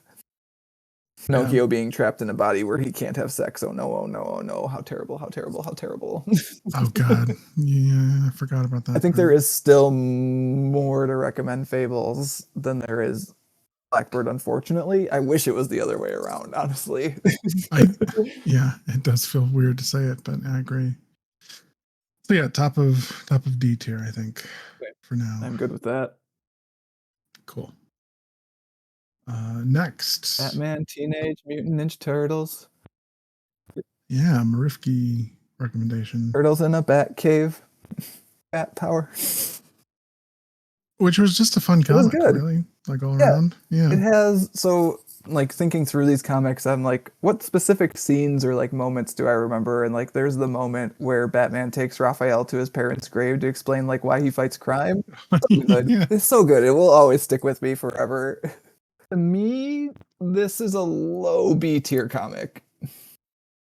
Yeah, I feel that. Okay. Like I think it's better than our C tiers, noticeably. Like I think the art is good. I think the characters are spot on. Like I think James Tynion the Fourth nails all of the Turtles and Batman in a way that it's accessible to anyone who knows something about those characters. Like you're not gonna just hand it to someone and be like, "Here, read this." But, like if you like Batman and you like Teenage Mutant Ninja Turtles, you'll like this. It's two great tastes that taste great together in this case. I'm having a little bit of trouble with keeping the Green Lantern below. I feel like I might put that above Batman TMNT. Interesting. 'Cause I don't think I would, honestly. Why do you say so? I think it's because I have more of affinity for Green Lantern than I do Batman or Teenage Mutant Ninja Turtles. I think that's where it's coming for me. Yeah, My loyalties to the core. but like as a story, did you like it more? I mean, the answer could be yes, honestly. Like I remember liking issues of that Green Lantern book. Like I liked the God issue. I think I liked the vampire issue more than you did, where he's just basically running through a crypt planet. Like I enjoyed that. So like if you want to put the Green Lantern in a low B's, we can talk. We may end up. But you want to keep TMNT in B. Yes, correct? I think I'm fine with it being the lowest B at this point. Because I like it is just a solid comic, but like it's a very good solid comic. Like I think the art's very good. See, I don't like the Green Lantern up in B. I'm gonna put him back down. We can come back Let's keep it there. Okay. We can come back to it. So we got TMNT, Batman, lowest of B tier, and then C tier starts with the Green Lantern. Okay. The Green Lantern. Volume 1. How? Yeah, I'm okay with that. All right. Next up. Moving Atomic on. Robo and Other Strangeness. A volume of Atomic Robo that's like basically 5 little shorts. All of which are at least good, some of which are very good. That's where I'm at on it. I put it in C tier. Okay. Interesting. I would put it probably top C tier. Okay. That's where I was like, okay, I think it's better than all the C tier comics we have so far. So we're at least like close to the right spot. That feels right to me because I don't think it's better than our B tiers currently. I think it's comparable to Batman TMNT, which maybe that just means Batman TMNT should be a high C tier. Quite, yes. So if I enjoyed Atomic Robo, but it does feel like a web comic of its time. Technically not a webcomic at this point in the run, but it does become a webcomic later, so that's interesting that you would say that. Interesting. I get where you're coming from. Like I understand that statement. And like that volume is like just a good volume of Atomic Robo, and there are like great volumes of Atomic Robo. Let me think on that one. I think like it's pretty close to the right spot. If it is a B, it's not a high B. Like I'd recommend you read Seconds or Squirrel Girl or 100 Nights of Hero. God Loves Man Kills. I'd put all those above it. So that's close to right. Just the turtles and the bat. Yeah, it's pretty comparable to the turtles, but that I don't know. That is a little bit meatier of a Personally, story. I would put that above Atomic. Okay. All right. Let's leave it there. So I mean, jumping tiers is a thing I guess we could argue about. I'm But just like, if I'm looking at Atomic Robo and Other Strangeness versus Batman Hush, like one of the things that one of the comics podcasts I at least used to listen to does is the walking out the door test. So when they're ranking books, they have a thing called Every Story Ever. This is War Rocket Ajax. They do the like Yeah. walking out the door test, which is like if they're both on a table and you're just going to like sit in a waiting Would room you or something, snag? like which one are you picking up? It's like it's Atomic Robo every time. Between that and Hush is what you're Yeah, saying? so like Well, I mean, I agree too. yeah, I'm like, is That's it why enough it's of a noticeable above. difference for it to be a low B? I don't know. Let's find out. For me, it's not, but Let's keep it where it is it for could now. be hashed out. It's Yeah. close. It's in the right spot. It's just whether it's in the right tier, which is not That's a right. terrible. I don't know, not a terrible injustice at least. Oh man, we're down to 2 rows of images on the I know. ranking thing. This is going fast. We're doing it. Well, listener, you decide. Is it going fast? Going fast for me. I don't know. You can always play it at 1.3 Speedy. speed. That's what I do when I post the podcast. I always listen to it at like 1.33 as I'm writing up the show notes. Wow. Well, I play it at 1x speed. That's how much respect I have for our podcast. I would assume you have to play it Also, at I much gotta- slower speeds when you're editing, but It's true, I do. right. Okay, next. Gesh. Yes, the first volume, A Matter of Life and Death. Yeah. This one's real good. I Yeah. think it's probably an A. Ooh, interesting. I had a lot of fun reading this book and talking about this book, which may color my opinion of it, I guess. But like, I like the artwork. I like the story. It's got games and rules, so I mean that's an A comic book. If it has games and rules, you just Yu-Gi-Oh right at the top. Oh damn. Oh damn. What does Pot of Greed do? I forget. Draw some cards. Oh, But I okay. see you hovering in the B. This is tier. where I would put it. Okay. Yeah, this is where I would put it. I put it in B, second from the top, behind second. Did you finish it ever? Did you read volumes 2 and 3? No, I have only read this one volume. Okay, there's that. And it is a beautiful physical book. And yeah, and it's a fun world. It's well illustrated. But I think I liked, as you've been saying, what Seconds had to say more than what Gesh was throwing down. I guess it's so pretty and it's got games and rules, Pat. Oh, I don't know if I can accept this. This might be the first fight we have. So, well, I'm thinking on that. The story was a little too simplistic for me for Gesh. It felt a little. I wanted more complexity. Well, you got to read volume 2 It started off strong. I'd be so interested. That's fair. That is not what No, we're I know, reading. I understand. I'd be so interested to read the rest of it with you. I bet Cal's sitting out there somewhere listening to this and he's like, that's what we're reading next. I'd be so interested to read the rest of this with you and see if you still want to drop it below seconds. I'm still not sure we even should do it. While I think about that, let me tell you about how they murdered my boy, though. So, Oh no. the volume you have, the first volume, is like a really nice, like tall, rectangular, like well-bound, really well put together book, right? Second volume, same structure, same nice looking binding, same like kind of gold foil trim on the letters that are the title, really good, tall illustration. The third volume, it got kicked to another publisher. It's like 4 inches shorter, 2 inches narrower, like, and it's still really good, but like I'm looking at it on the shelf here, and like it's not even called You gotta. Curse of the Chosen. They re-released all the volumes in this format, I think, at least, so like you could have it looking the same from start to finish, but like I like the other one so much better. I just wish. Anyways, Gesh is good though, even though they did it dirty. That's heartbreaking. I want to put it above seconds, Pat. I want to put it above My Love Story, honestly. I don't. I don't want that. Okay. I will give. I might be able to be convinced to give it above seconds in B tier, but I don't. Again, this probably would have changed it if I had read volumes 2 and 3, but I've only read the one. And the story, while intriguing and fun, was just too simple. But it It's like what it was setting up. It just didn't. It didn't get its hooks deep enough. put it above seconds. Compromise. Okay, Alright. I can do that. It's an A tier comic though, but that's okay. We'll talk.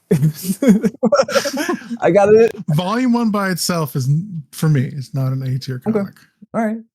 I mean, I respect that opinion, Thank you. even if it's wrong. Next up, a book that I feel like I was more down on than I expected to be when we read it, which may have been down to the medium in Aw. which I was forced to read it. Oh, The maybe. Sandman Endless Nights, The Endless Nights. also known as Sandman Volume 11 these days. Yeah, it's pink. It's weird. Yeah, don't love it. Like the original cover better, but that's okay. I mean, it's Sandman, so my first inclination is to just. I know. I rocket was it gonna up to say, A like, tier. you're dropping in an A. I understand this. Now we need to actually talk about where it goes. I mean, I could be convinced to drop it down to B even, but it's just, it seems like heresy. Yeah, I think. I mean, I'm okay with my that. inclination is actually also A for all the like fake whining that I've done up to this point. I'm trying to remember which of this when we ranked it. How did we rank the stories? no. What was your ranking of the stories in this story? Sub ranking. Oh, jeez. I remember liking the Desire story a lot. I remember not being able to read the Delirium story because it was on my Chromebook and it just made it unreadable, which is not. I had Delirium much higher. Yeah, than you. which again is I not a remember that. fault of the story, I guess. Like so much as it just did not work for the device I was reading it on, and that made me very like it made me put it very low. I'm pretty confident that I put Dream as the first one because I do love that. Oh, that one is short good. story of Yes. Dream. Okay, yeah, that's a good one. And I think my lowest was maybe it was either Despair or Destruction. I think. I do is remember where that you ended up not for me. liking the Destruction one. It just didn't do much for me. It was okay. There's It that just- very weird one, which is just like 15 like one-off illustrations, right? Like Yeah. almost not quite even a comic book. Yeah, but some of the descriptions, Matt, resonated with me deeply. It was pandemic times. Post quarantine. Yeah. I don't even think this was post quarantine. I think this was quarantine. Yeah. The description of us being the trailer full of dead cats. Oh. Yeah, it did hit. It did hit at the time. Let me tell you, I might still be in that trailer, Matt. Not gonna lie. Pat. So yeah. Yes, A tier for sure. A is fine with me. So let's walk it up or down the tier. I've already moved it past My Love Story. Arguments? No, I think it's more interesting, like at least visually. Like again, this if it was just like novels, I think I might have an argument, but like it's a comic book and Endless Nights is like really visually interesting. Say what you will about whether it all works or not. Like it's doing a lot of cool stuff. I would even be okay with this one. So it's not going past Barrier. That Barrier is the next step is would have to be I'd have to search my soul a little bit. So it's just whether I would rather give you Hawkeye or I would rather give you the Sandman Endless Nights. And it really depends on the person at that point. It's as though they're apples and oranges. I mean, honestly, I could go either way here. Oh no, depending on the person. You're not moving it past Barrier. Well, you're saying Barrier's the barrier, huh? Okay, all right, fair enough. I think there's enough stuff that doesn't work or is too weird in Endless Nights for me to put it above Barrier personally. Let me flip. So I feel like when you were talking about God Loves Man Kills as like a sampler of what the X-Men is, I feel like that does the same thing as Endless Nights Sandman for me. Yeah, for Sandman. Like if you want to get a taste of what you're in for with the Sandman, read Endless Nights. And I think we debated about whether or not people should read it as a prologue or not. Yeah. And I And say I said, it could be very still. much no. I'm pretty sure is where I landed because like there's so much Yeah. of the lore of the series wrapped up in that book, like the dream thing. Well, yeah, this is interesting. On the other side of the series, now that we've done the Dream Journal, do you still have the same opinion? Yes, I think I do. Yes, you still don't want to read it until you've read all the Yeah, other. I think I'd still read it as if we had done the Dream Journal and we had read it as Interesting. volume 11, I think that would have been correct. So 11 would be before 0, yeah. 0. Yeah, Okay. comic book numbering, baby. Yeah, I think there's just like some of the stories I think work as one-offs without having to know anything about it, but like the dream story especially, like I don't think you should read that dream story before you read Well, dreams proper. The only one that doesn't make sense is the Delirium because it's a direct chronological story from the parts of the main series. Also I feel like the Endless's whole deal is just not really explained super well, so you might bounce off because of that. I don't think for Endless Nights. I wouldn't give this. I would not start a Sandman reader with this. That's for sure. Unless you just want them to look at the art and be like, "Hey, this is some of the cool art stuff you might be in for." Because I think it is representative of that. It gets you the Neil Gaiman weird. Like, and if that hooks you, then let me tell you, you're gonna have a great time with Sandman. So odd to compare this Hawkeye volume to this Sandman book. So you have a stronger attachment to Hawkeye than I do. I have not really, honestly. I just really like this run. Like Hawkeye is whatever to me, except for Kate. I love Kate. Kate's really good. Sure, fair. And Pizza Dog. I mean, come on. I mean, Pizza Dog is an original creation of the Fraction Aha run. So for sure, things you have for Pizza Dog are bound up in that volume we read, Pat. Also, the dude on the roof that's grilling food that I can't remember what his name is. I want to put Hawkeye above it because Hawkeye is fun. Does that make sense? Oh, no, that's not fair. Sandman's fun. Pat, you just talked about how it made you feel like you were dead cats in a box. Dude, yeah, come on. Comics make you feel things, Matt. They do. I understand. That's part of why they're good. Ooh, I didn't think this was going to be as tough of a decision, like a toss-up for me as it is. Let's keep it where it is for now. Ruminate a little bit. I'm not even sure we're going to ruminate on it. Like, I'm thinking about it as far as just like the different types of stories and the different types of art in it maybe make it a higher ranking than the Hawkeye run. Even though going out the door test, I would grab the Hawkeye run every time. See, that's the opposite for me. Yeah, I know. For sure. We'll leave it where it is for now, and I think it'll probably stick. Okay. All right. Next one. Doctor Strange Way of the Weird. Another Marifki. Yeah, it's fine. It was okay. Yeah, that's where I'm at on it. C? Slowly bringing up the scale. Yeah, I had it in C's for sure. Just another one where like completing the story makes the story a little bit worse. So there's that to keep in mind also. Oh, really? Yeah. Interesting. I think because we only read half of the hey, he's come to swallow up all the magic. What's happening next thing, right? Yeah. Yeah, and I think the volume I bought of that has that whole story. And I did the thing I do where I'm like, I'm only going to read the first half and I'll read the second half after we talk about it because I don't want to have spoilers that I have to avoid saying. The second half is whatever. It's fine. Like the Ghost Rider run I think is better, so it might be in the right spot right now.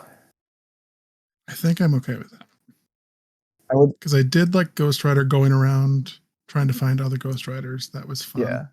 I mean, the Doctor Strange thing is like, we're going to round up all the magic users and get them together, and then we're going to get rid of the generic magic-eating bad guy. Like, yeah. Yeah, I'm okay with where it is at, which is below Ghost Rider. I would definitely give you Wotakoi or even Hush beforehand, because Hush, well, I mean, the art in the Doctor Strange one is not really no. I liked the art in it. It was weird, it was funky, it was cool. Yeah.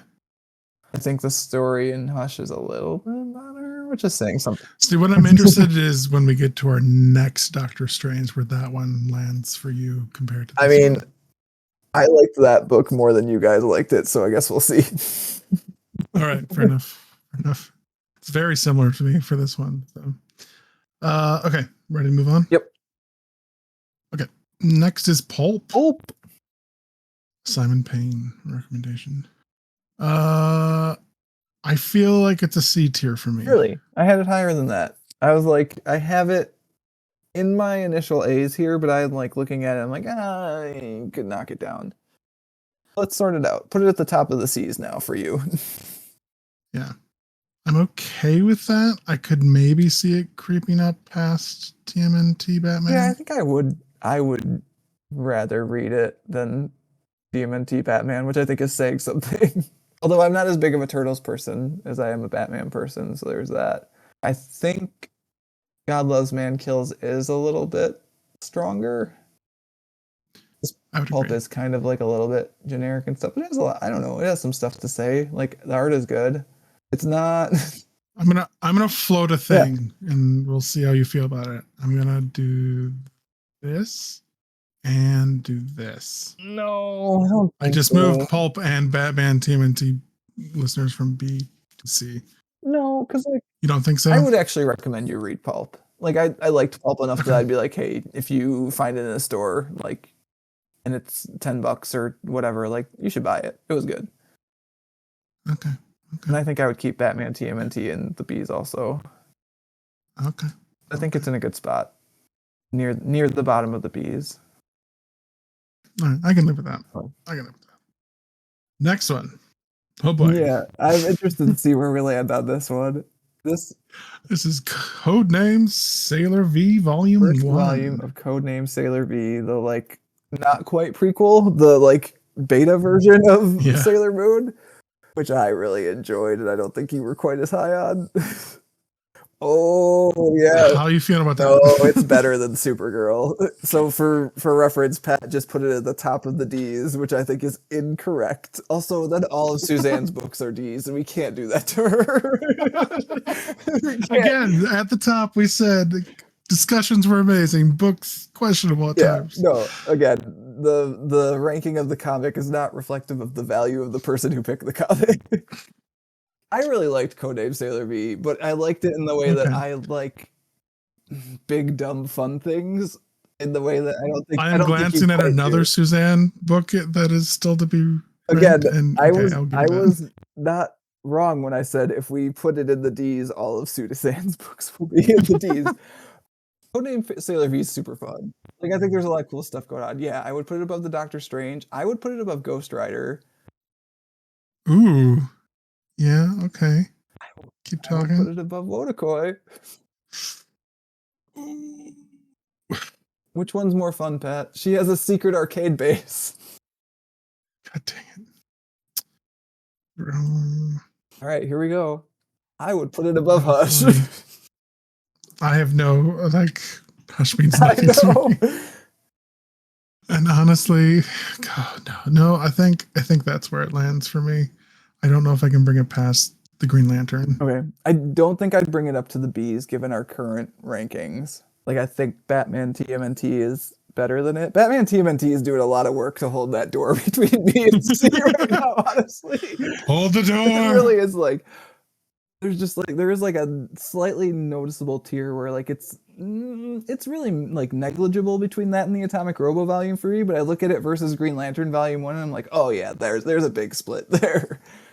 So you don't want to move it above the Green Lantern Volume 1 in the C tier. I don't know. I'm thinking about it. They go to Greece. I think it's actually pretty close, honestly. Like the art, while it's fun, is messy at times, and it's hard. You can definitely tell it's the person to, read. Doing some of their early work. That's for sure. First manga, yeah. I think I'm okay with where it's at. Are you okay with where it's at? I'm thinking about it still. Like, I'm actually honestly thinking about it versus that Atomic Robo volume now, and I'm like, well... See, I would be okay with lowering Atomic Robo. Dropping the Atomic Robo volume down? I'm trying to remember exactly which stories are in that Atomic Robo volume now. There's Dr. Dinosaur's in that Atomic Robo volume, though. I mean, that is the top of that, for I think the Edison one is in there, too, right? The one where, like, Edison shows up as a ghost. Sounds right, yes. There's the Power Rangers one, which is fun, but average. There's the Vampires one is good, too. Yeah, Atomic Robo probably is better than it, actually. I'm talking myself into just keeping it Codename Sailor V where it is. I could be persuaded to move it above the Green Lantern, but I don't think you want to do that. Let's let it sit for a yeah, minute. for a Okay. bit. Like I'm looking at it and it we'll come back. feels wrong to me as like a which of these would I pick up and read again? I do think there's a lot of cool art stuff in the Green Lantern though. That's the thing about comics is you can't always just pull it as you have to pull it apart. That is where the differences are. Is that I think I would Sailor V was just flip messy, it, but we'll do Green Lantern was we weird. might end up doing that in the final review. We might end up flipping it. The final tally. But for now, it is the third comic in the C tier, essentially near the top of the C tier. Yeah. Now this is an interesting one. The next one we got is They Called Us Enemy. It is a comic that is important. Yep. It tells a story that is important, much more so than any other comic in this tier list. Yes. Yeah. But if we're going to rate it on entertainment value. I don't know if you need to rate it on entertainment value. Like, I don't know if that's the exact right word. Rate it on like, God, that's not the right word either. I almost said a word I don't want to do. Enjoyment. Not enjoyment. Substantialness. I almost said well, then it would be tough, worthwhileness, right? But that's not it. That's not the word. Again, that's why I didn't want to say it in the first place. It definitely has a weight to it being a real story about a real thing that is very important to learn about. That like I don't feel comfortable putting it below God Loves Man Kills, a story that is about about fictional blue furry people. I mean, if we're going by the ranking and how we've set up the rankings, B is comics you should read. And we've agreed that everyone should read this, right? So it needs to be in B at least. B. The question is whether it's go read this now. And I think I would argue that it probably is. I mean, God, yeah. Yeah. It feels weird having a below. No, that's not correct. You won't nudge die from the top of this list, no matter how important your historical facts are. I am really glad that Bryce chose this comic for us to read. It was a really good read. Yes. And like it's not just like it's not dry. It's a good book. Like it's worth it's a good page turning book where you want to like keep reading the book to find out what happens and learn more about this period in American history that we don't. It's one of those really moving historical like important stories, but it's like Hotel Rwanda where it's like, wow, that was an amazing movie and holy moly, that's affected me. I don't know if I can read it like or watch it again. Like I would have to like really work up to it kind of thing. So yeah, how do you feel about where I've got it now? I've got it between Barrier and Endless Nights in the A tier. Barrier is an interesting comparison, huh? Like yeah, it also does talking about similar-esque things with like immigration and such. I would argue Barrier is probably more. Barrier is a better story, but also not a true story. So I don't know. Right. I think it's more easily digestible than They Called Us Enemy. I'm not sure it's the objectively correct ranking, but I think I like where we have it now, which for reference is between Barrier and Sandman Endless Nights near the top of the A tier, or like in the middle of the A tier, I guess, at the moment. Oh, this is a weird one to rank. It's apples and oranges, baby. You're gonna have to cut out like 18 times of me saying that because I'm saying it so much. But like that's really why. Like this is why I don't do this. To get into it again. I'm like, oh, Cal's fault. No, not that it's Cal's fault. It's not Cal's fault. We could have chosen not to do the thing if we don't. But like, this is why when we started the podcast, like we discussed like, do we want to rank this stuff because like it might be interesting and fun. And I didn't especially want to do it because these are the kinds of discussions you have to get into where like anything in the A tier you should read. Like it's good. Where we subjectively place it is whatever. Yeah, that's entirely personal preference. Yeah.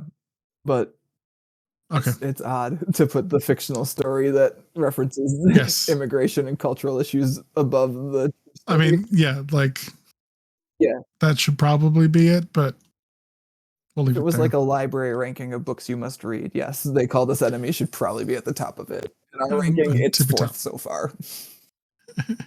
Yeah. Ooh, let's move on before we get letters, yeah. Next one, Hitman: A Rage in Arkham. Yeah, this is one I want to rank higher than it deserves, even though I know that this volume is not that good. I think this volume is fine. That's where Oh, I'm okay. at, I That's think. honestly, I think higher on it than I would be. So I've got it in C tier, second behind Atomic Robo and above Green Lantern. Yeah. The Green Yeah. Lantern. I think just as a volume of comic books, I would put this probably just above Hush.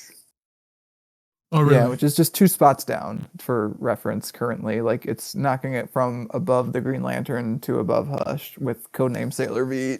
You know, I'm okay with that there. And I think it's because it really hasn't quite found its footing yet in the first. I think it's the first 4 issues that are in this, plus that little like a couple short stories we read. Mhm. That said, he does puke on Batman in this one. Yes, it So I'm does. thinking about it. He does get to shoot the Joker in the head, even though the Joker is actually a shape-shifting demon, so it doesn't take. That's This is the one that has the Nazi gun alien people. the demons. Yeah, they're like demons from Demons. hell, There we from go. DC Comics hell, which is Yeah. not hell, but is hell. I don't know. Comics. It's looking at it next to Codename Sailor V is so fun. Because like they're such different books. Like if you look at This sandwiching of the Green Lantern, Sailor V, and So Hitman. they're all very different books, like tonally and art-wise a little. Not tonally. They're all very different books, No. art-wise and subject matter-wise. But tonally, they're almost the exact same book. That's so funny. It's really it's interesting. Sailor V versus the first 4 issues of Hitman, plus a couple tie-in whatever things from before the series started. This feels right to me. I'm okay with this. Yeah. I'm gonna say this is fine for now. I feel like we're gonna revisit that ranking of Green Lantern, Sailor V, and Hitman, like all 3 of those. I feel like we're just gonna toss them in the air and see where they land at the end. I will say that if we were ranking all of Hitman, it would be in the A tier, by the way. So like, it's worth discussing for if we ever get there when we rank stories again, or if we talk about more Hitman, which we may or may not. But like, just for I guess listener reference, like we're ranking this volume in the C tier.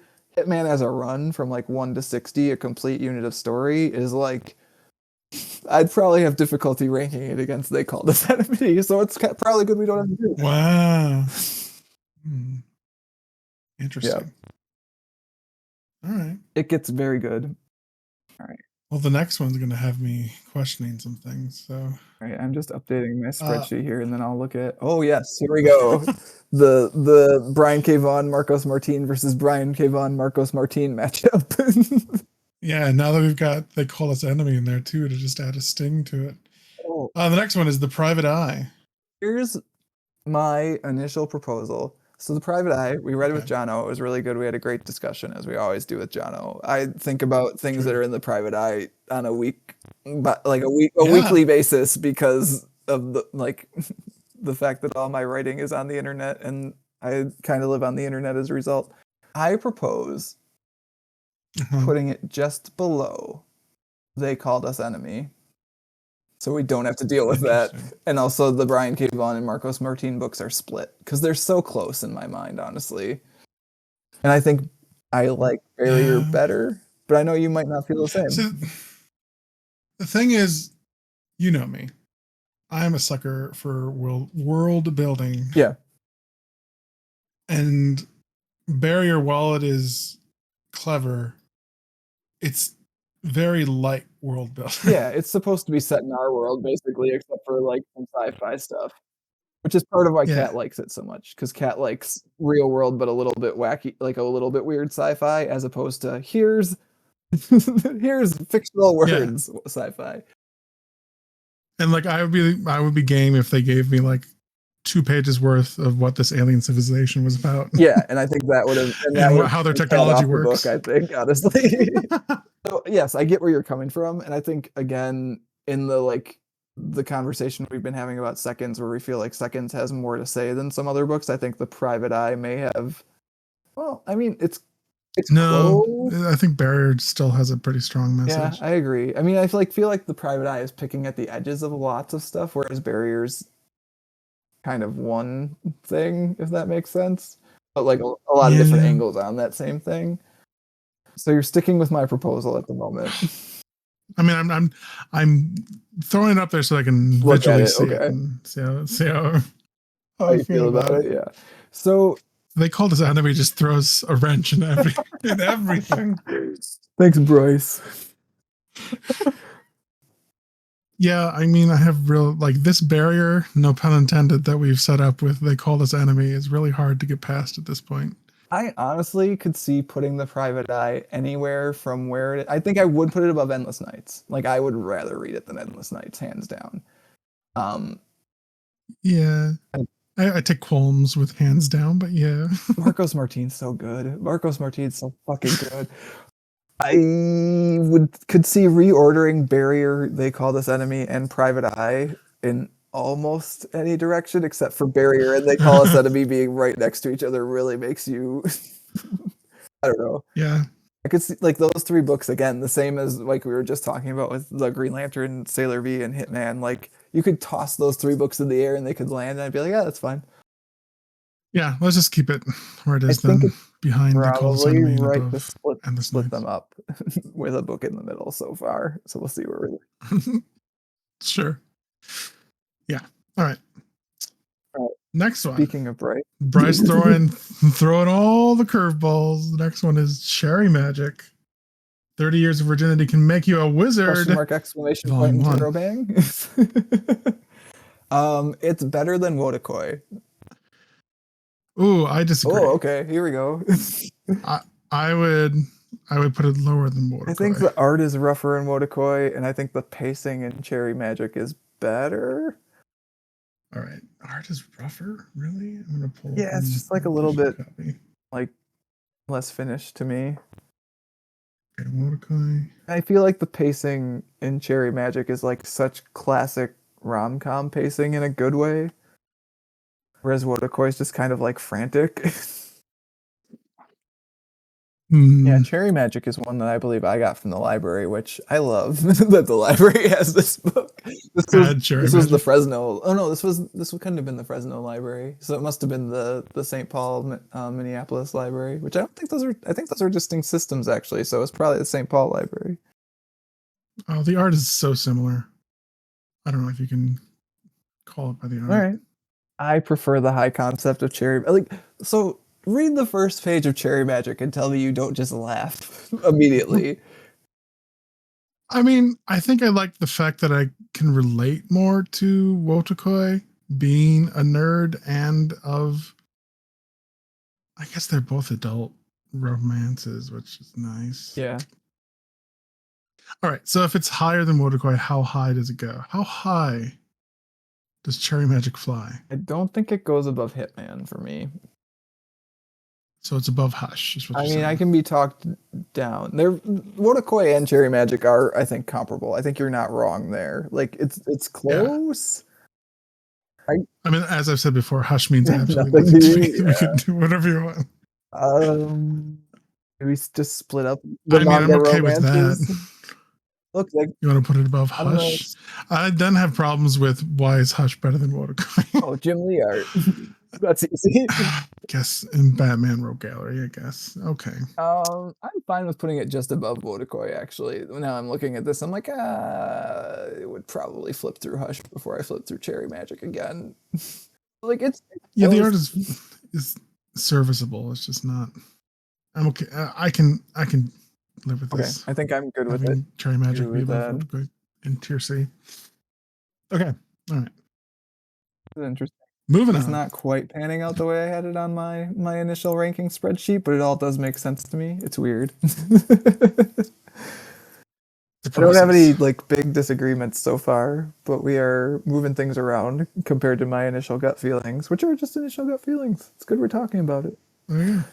All right, let's have the discussion where we get really mad at each other. Usagi Yojimbo Grass Cutter. Yeah. Where do I want to put Yeah, this? Let me you see how it start, goes. and then I'll tell you why it goes at A. Usagi Yojimbo. B tier, below God Loves Man Kills, but above Pulp. Okay. All right. Actually, I might even bump it up twice and put it above. Okay, so 100 that Nights was of my Hero. initial feeling. It was like, there's no way it's worse than the two books above it. I think it's also Yeah. better than Squirrel Girl Beats Up the Marvel Universe. I enjoyed Squirrel Girl much more than Usagi Yojimbo. Is it just because it took 300 pages for the story to start, Pat? Is that why? I'm going to tell you, it didn't help. It didn't help Usagi that there was such a prologue. Well, there's political intrigue. There's mystic swords. There's a demon guy. It feels so dry. I don't know why, but it feels like the fact that I can't divorce it from the historical context gives it a dryness that I didn't. Well, see, I feel like that enhances enjoy. it, honestly. Interesting. It felt more like homework to me. It felt like, you know how they zhuzh up like workbooks for students to try to make it more entertaining, understand but what it's you're still saying. edutainment. That's how Usagi Yojimbo felt to me. Ooh, that's rough. I feel like there's no reconciling that difference. So I'm trying to figure out where I would put it if I was just like governed by my own opinion and that's it. Sure. That's fair. I think Feel it out. would have a hard time going past They Called Us Enemy, I guess, at this point, given what we said about it. See? Yeah. Line in the sand. But I think it's pretty, like, that's where it is to me. It's in that, like, it's in that tier. It's above Private Eye? Really? Yeah. Yeah. Wow. Why? I mean, like, there's just a lot of, I don't know, there's a lot of intrigue. There's a lot of fun characters. I like the politics. There's like intrigue Ben. and you've just said things that could equally be applied to Private Eye. True. I mean, I like Samurai. I don't know. Another one where I feel like maybe I should have. So I guess for the listeners, kind of knew coming into this one that we were going to have a disagreement on this one specifically because Pat kind of shared his initial gut feeling rankings and I kind of shared mine, and we were pretty mixed on this one. Which is kind of wild, given that like I just want to move into the A's and you want to keep it in the B's. Like that's not a huge difference, but like to me it feels like a huge difference because I remember liking this book. I mean, B is not me saying it's a bad book. Yeah. I'm saying you should read this. Understand. Put it above Squirrel Girl, please, for the moment. Let's see how that feels. All right. See how it feels. Okay. All right. Oh, Squirrel Girl, get down there. There you go. I think I could see leaving it below seconds, even though I don't really want to. Interesting. Really? Gesh even? Like, why is it better than honestly, Gesh so in your looking eyes? at it, Gesh is where I'm like, okay, now we're close. Like once it gets to Gesh, I'm like, okay. And now, like looking at it versus Hawkeye, I'm questioning whether Hawkeye should be in the A's also. So we got that. Like I might even give you one more bump above seconds if that would make it any more palatable. No, I mean I'm thinking about that honestly. Again, like I did initial gut feeling rankings and like that they're not all panning out. So like I'm trying to figure out if I actually like I do really like Seconds. Seconds is a good book. Yeah. And man, is it tight compared to 30 pages of prologue. Yeah, but it adds character, Pat. You know the backstory. I know, it's true. It just seems like your opinion about it seeming like homework. Like, I definitely get that. I also kind of like that era of Japan, I guess. Like, I like reading that sort of stuff. I wish that we could read Rurouni Kenshin for the podcast, but we can't because the creator's terrible, apparently, and that's about as much as I know or want to know about that.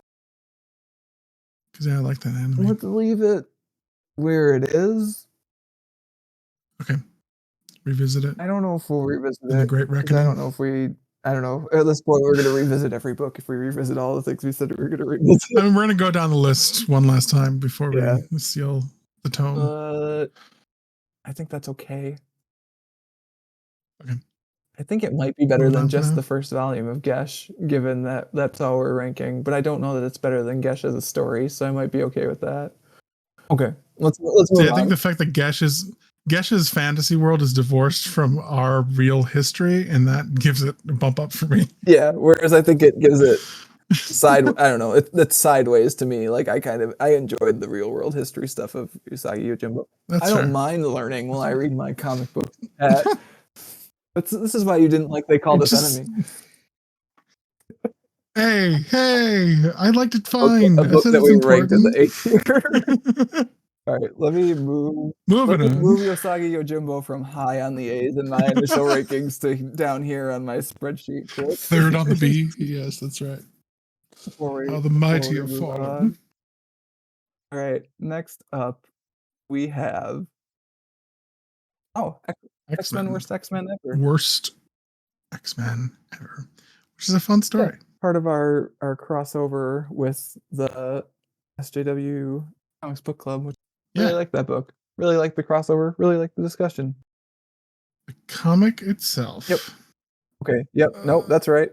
Okay, this is the one. God Loves Man Kills is better, I think, by virtue of importance. How do you feel about that? Last of B tier. Okay with it. I'm thinking about it versus Atomic Robo. Above Atomic Robo. Yeah. I definitely want to put it above the Green Lantern Volume 1. So that's good. Yeah. It's pretty close. The fact that it's a complete story does a lot for me. The art is very good and clever also. Yeah. Yes. The ribbing at the X-Men. Yes. Is great. Dr. Dinosaur versus poking fun at the X-Men. I'm okay with it where it is at the end of the B tier, but I wonder if that's just because I know X-Men stuff. Like, what if this was a Justice League comic? Would you put it in this spot? Probably not, right? Me? Yeah, no. Yeah, for sure. So like, yeah. But that is why it's our personal rankings. Yeah, put it at the bottom of the B tier. I had it in a B tier in my gut feeling rankings, so there you go. Let's keep it for now. Oh, comes I think it's again we're like edges of difference between the end of the B tier and the very top of the C tier at this point to me. Yeah. It's the minutia at this point, yeah. All right, let me go grab a book off the shelf before we do the next one here. No, okay, so I'm pretty sure because the next is Saga, both volumes 6 and 10, and I'm pretty sure 6 is where Hazel gets separated from her parents, and she's in the care facility with her grandma. Yes. And Hazel and not Hazel. What are her parents' names? Alana and Marco. Is Alana wrestling in this Thank you. No, that was the previous. Oh God, let me grab the book. Where she was doing the television stuff. I will be. I'm grabbing it. I gotta look at it. Okay. All right, I have it off the shelf. I'm gonna do a quick flip through. Yeah, Hazel's in class. Yep. Reveals her wings to her teacher. Oh yeah, this is like after Alana and Marco had split for a little bit, and now they're back together because they're gonna find Hazel. They're trying to find the facility that she's being kept. The reporter guys. It's got Fat the Will. Yeah, is this the one where his sister dies, or the previous one? I don't know what the B story was doing at that point. I think it's the previous C story one. He's still Hulu. So this is the one that has the mole woman. Okay. No, this is not the one that has the mole woman. Okay. Volume 10 I remember much more because we read it more recently, and also it's like the second to the last volume of Saga that came out. Hey, new volume of Saga came out this week, by the way. No way, really? Wednesday, dang. As we're recording this. Pick that one up. It's good. I think it's really interesting. Actually, I think I liked it better than 10 because I think when we talked about 10, we were like, it's still kind of spinning a little bit. It's treading water. Yeah, this felt, a little bit more tready, but some stuff happens. Some shit goes down. Things are happening. Yeah, I liked it. Volume 11 Saga, it's good. Volume 6 and 10 of Saga, where do you want to put them? This is weird because I really like Saga as whole is like powerhouse, right? But if we're doing just 6 and 10, where do we put this, Matt? What have we done? I think for ease of ranking, let's just rank quote unquote Saga, I guess. Okay. So I've just plopped it at the bottom, Bottom of of A, A. just to see how it felt. Yeah, I don't know how it feels, honestly. I mean, I would say for me, it's Saga is better than Gesh. Okay, see where I'm looking is like I'm not gonna talk it past Usagi Yojimbo for sure. So that's like it's not. No, don't you dare make Usagi Yojimbo a sticking point now. No, like I'm just like No. I'm thinking about the person I'm recording with, and I'm not gonna be able to talk Saga down past that. That's fine. So it's either the other Brian K. Vaughan books are better, quote unquote, in that they are complete stories and they're a little bit more focused. About Barrier and Private Yeah. Eye. Yeah. So this is the thing we will talk about at some point. Maybe now is the time. We've got a lot of repeat True. authors on this for heavily having done 50 episodes, which I think is That's part of true. the predilections of our guest hosts and also our own, obviously. I'm the one who made Kat read Saga, I Kieran think, both Gillen. times that we did it. So. Look, I was a fan of Saga. Well, Kat does like Saga, but I was like, hey, we should talk about Saga should because talk it's coming Saga. back, and hey, we should talk about Saga because the new hiatus trade just dropped. Yeah. So it was my urging, but yes, Kat does like Saga. See, I think that might be the wrong direction, honestly. Oh, really? Yeah.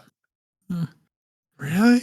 I mean, just like so. Again, I'm kind of thinking of it as so. Volume 6 to me is very much the Okay, I guess are we doing these specific volumes or are we doing Saga as a whole? So here's what we're kind of doing Saga as a whole, and then I feel like these volumes represent the ups and downs of Saga a little bit. Like there's a decent amount of wheel spinning, it seems like to me, just flipping through volume 6 of like just positioning people instead of stuff actually happening.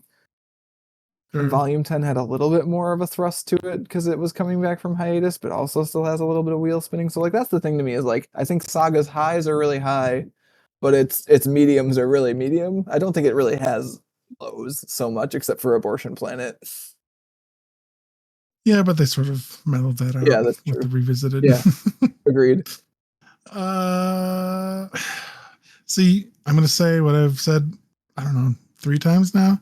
I am such a sucker for world building. You know what Saga does really good? World building, yeah. I mean, that's part of my World like building. volume 11 is good, and I think part of it is because you get a little bit more of like the action being like bigger stuff going on as opposed to also the character moments. Like you get both as opposed to I think in some of these volumes Sure. you only get one more so. I don't know. The fact that it's an original story in a world that's so fleshed out that like I feel like people can write their own stories in the world of Saga. They've done such a good job of like it definitely has the same feeling of say the Star Wars universe, which we talked about on the last episode, right? Where I'm like so interested in stories that are just plopped in the Star Wars universe more so than I am actual Star Wars. Like I can easily see I would the same compare it to thing. Die Okay. in my comparisons. Die's so much tighter though. I mean, yeah, like it's length for sure. Okay. Let's see. And we've talked about it before, but yeah, as Saga continues to be a saga, it lowers in strength for me for sure. I will be interested because like at some point the last volume of Saga will come out, I think, hopefully, knock on desk. And like we're gonna talk about that one on the podcast if we're still doing the podcast. Like that's happening. Gotta. So I'd be interested to see how we feel at that point because I feel like we are very much in the middle of a thing that is started really strong, spun its wheels a little bit, still has really strong points. Like again, we bought volume 11 from a comic store in Chicago this weekend, and it's good. I read it this morning. I'm sneakily moving. Yeah, I know. I mean, I'm kind of talking myself into it as we go. Like, I think it is also a quote unquote important book. So there's that. Like, that has some bearing. Like, it's definitely shaped the comic book industry. Yeah, I mean, it's a book that like comic shops noticed when it stopped shipping, and they noticed when it started shipping again. Like, it brings in a lot of readers. So I don't know, Pat. I think it is more ambitious than Seconds and even Gesh. We can put it in the A tier, which is not where I had it in my initial rankings, by the way. I had it in the B tier. Interesting. Ooh, came out all the way back in 2012. It has been over 10 Been a years. Oh, long damn. time. Which again is fine. Oh. Creators should take the time to make the thing they want to make. This is not what I'm saying here. Yeah. And if we're gonna put it up that far, I don't know. I might even rather read it than Endless Nights. Though maybe not these two particular Ooh. volumes. I would argue that Sandman keeps its potency more than Saga seems to be. It's good to hear that volume 11 is shaping up more, but I have had my my doubts about where Saga's headed. Yeah. But I feel like Sandman's stronger. Put Hawkeye back above it for now.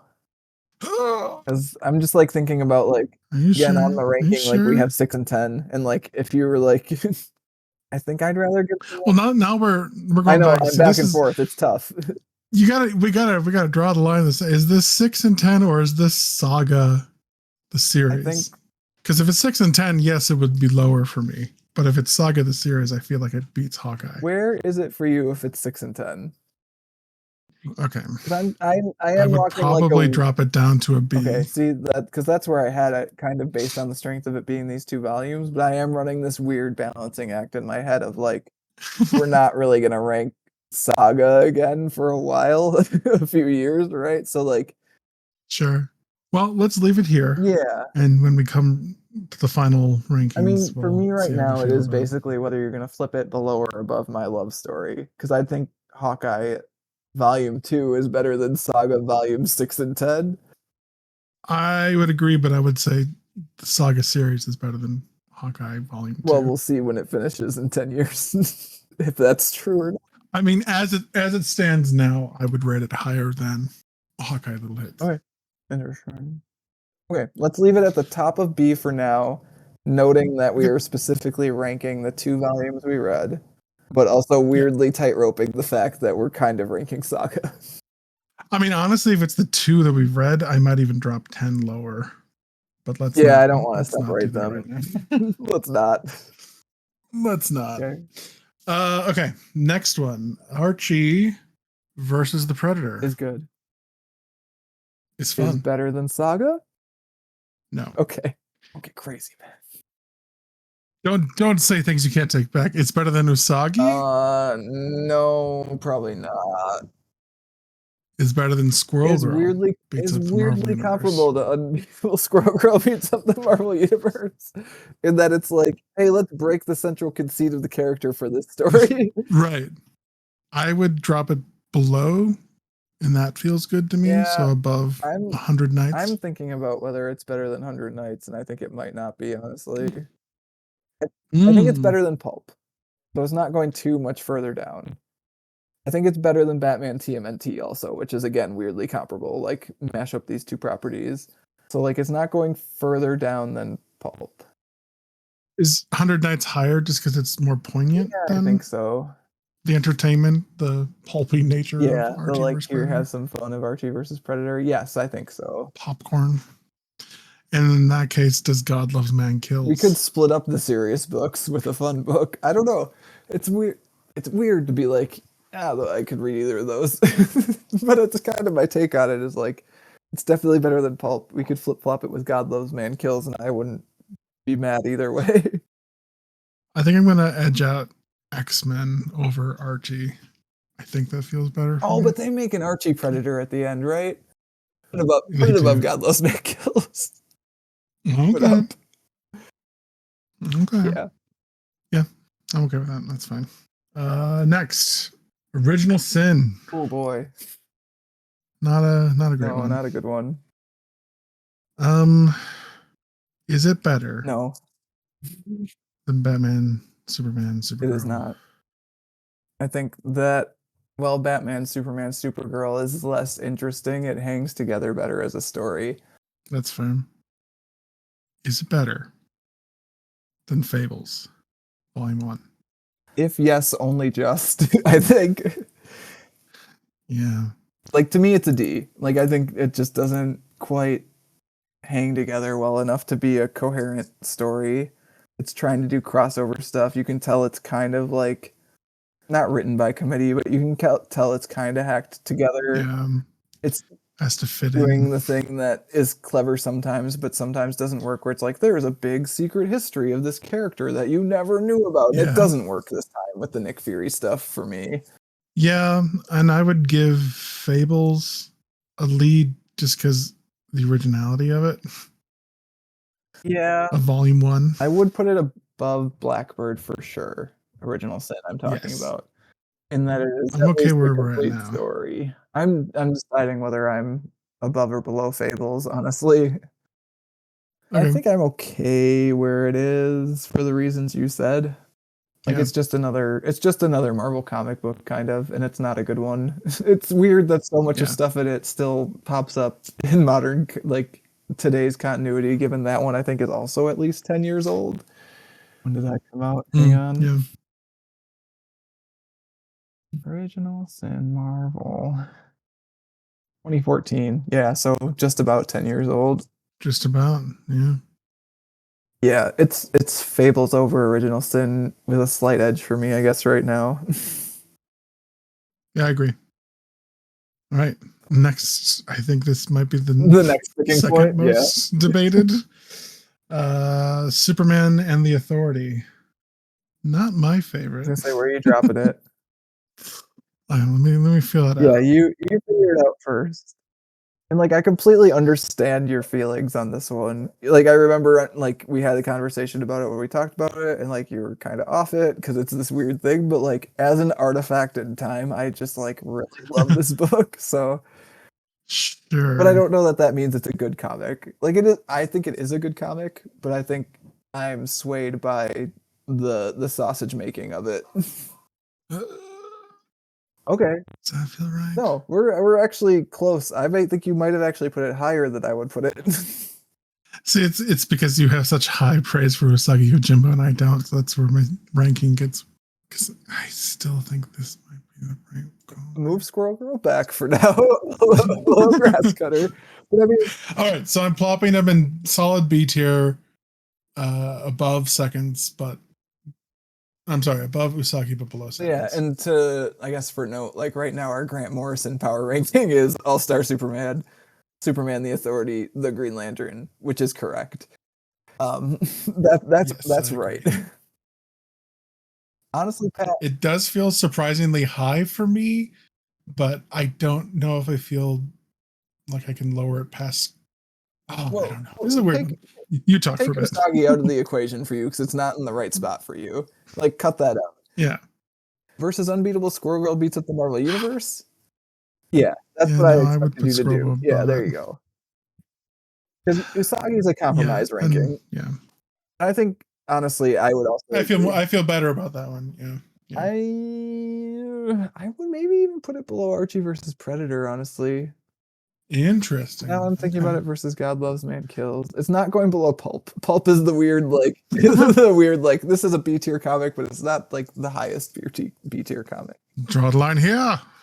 Yeah. So how's that feel? X-Men God Loves Man Kills is good, but someone doesn't hit internet trolls with a hammer in it. So I didn't like that. I know you didn't. For it. I think that's okay, actually.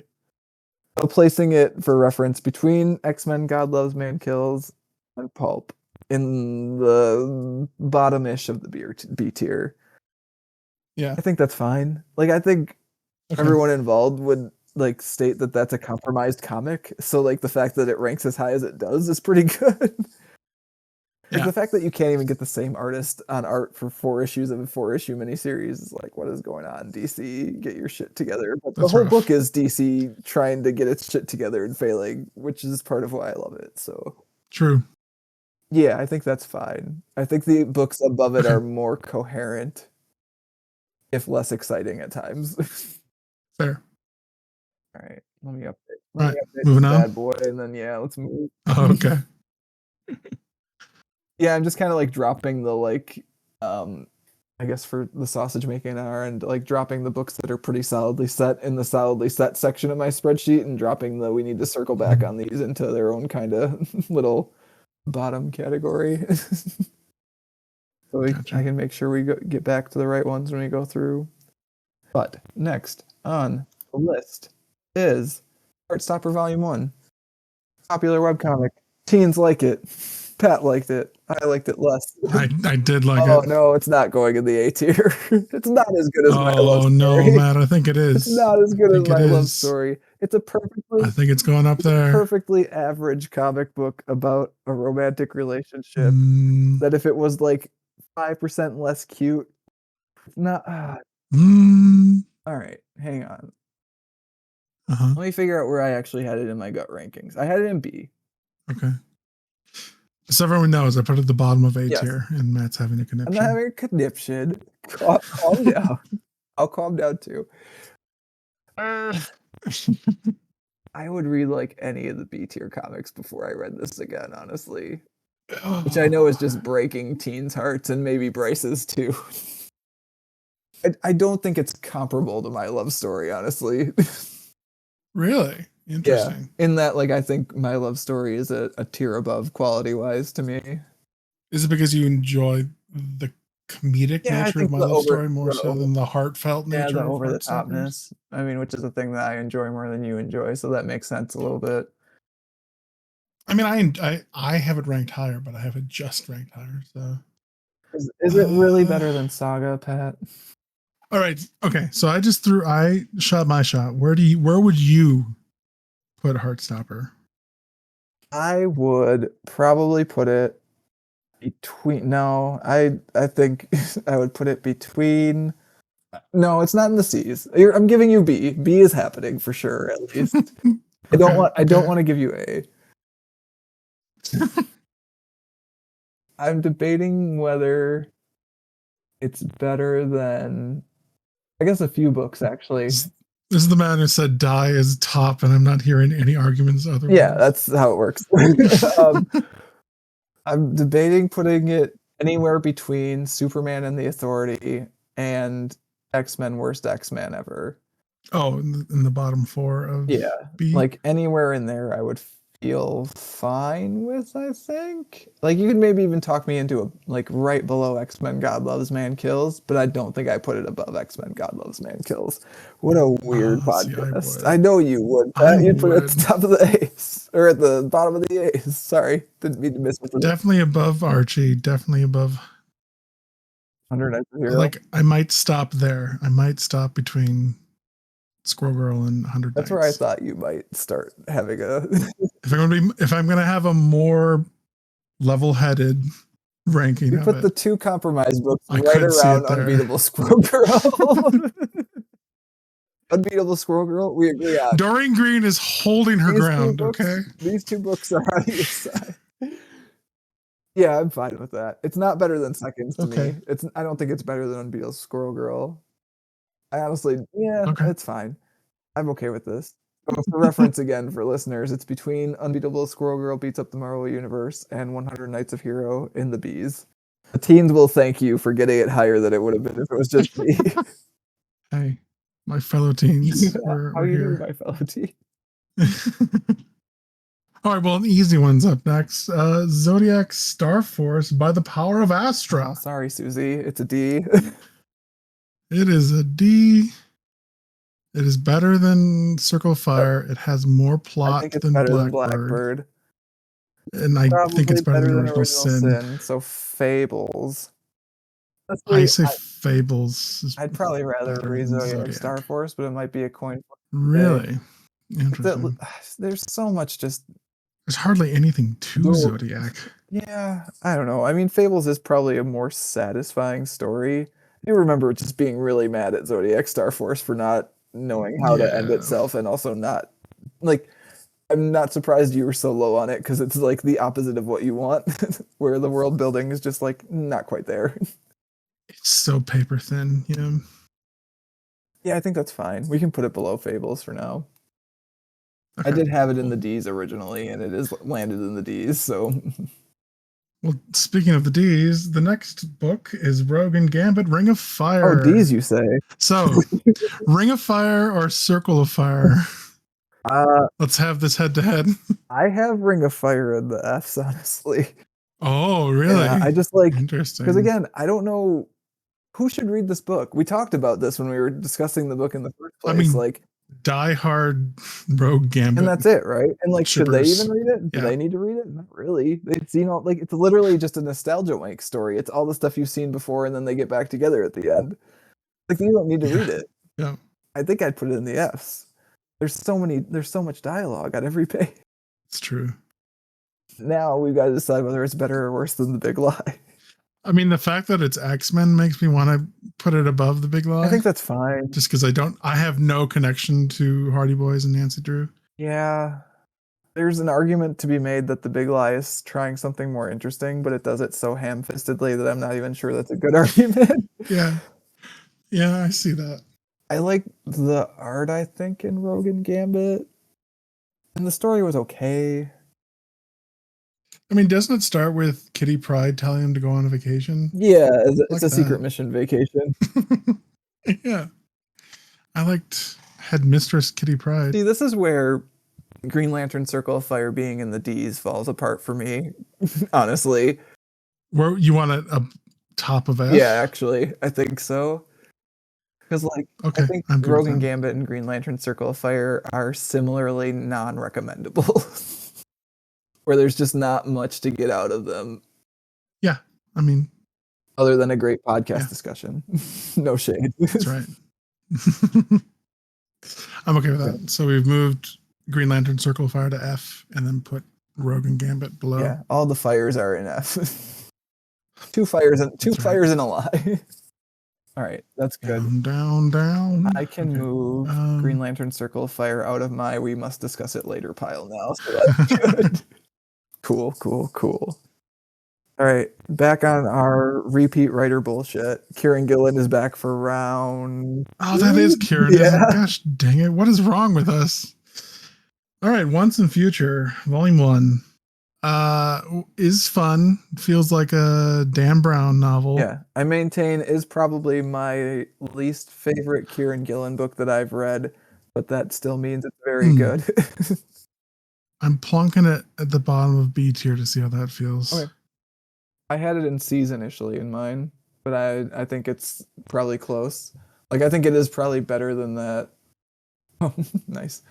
I think it is probably better than that Ghost Rider and Doctor Strange stuff in C. Like, I think it's maybe a tier above that, so Yeah. maybe bottom of B is right.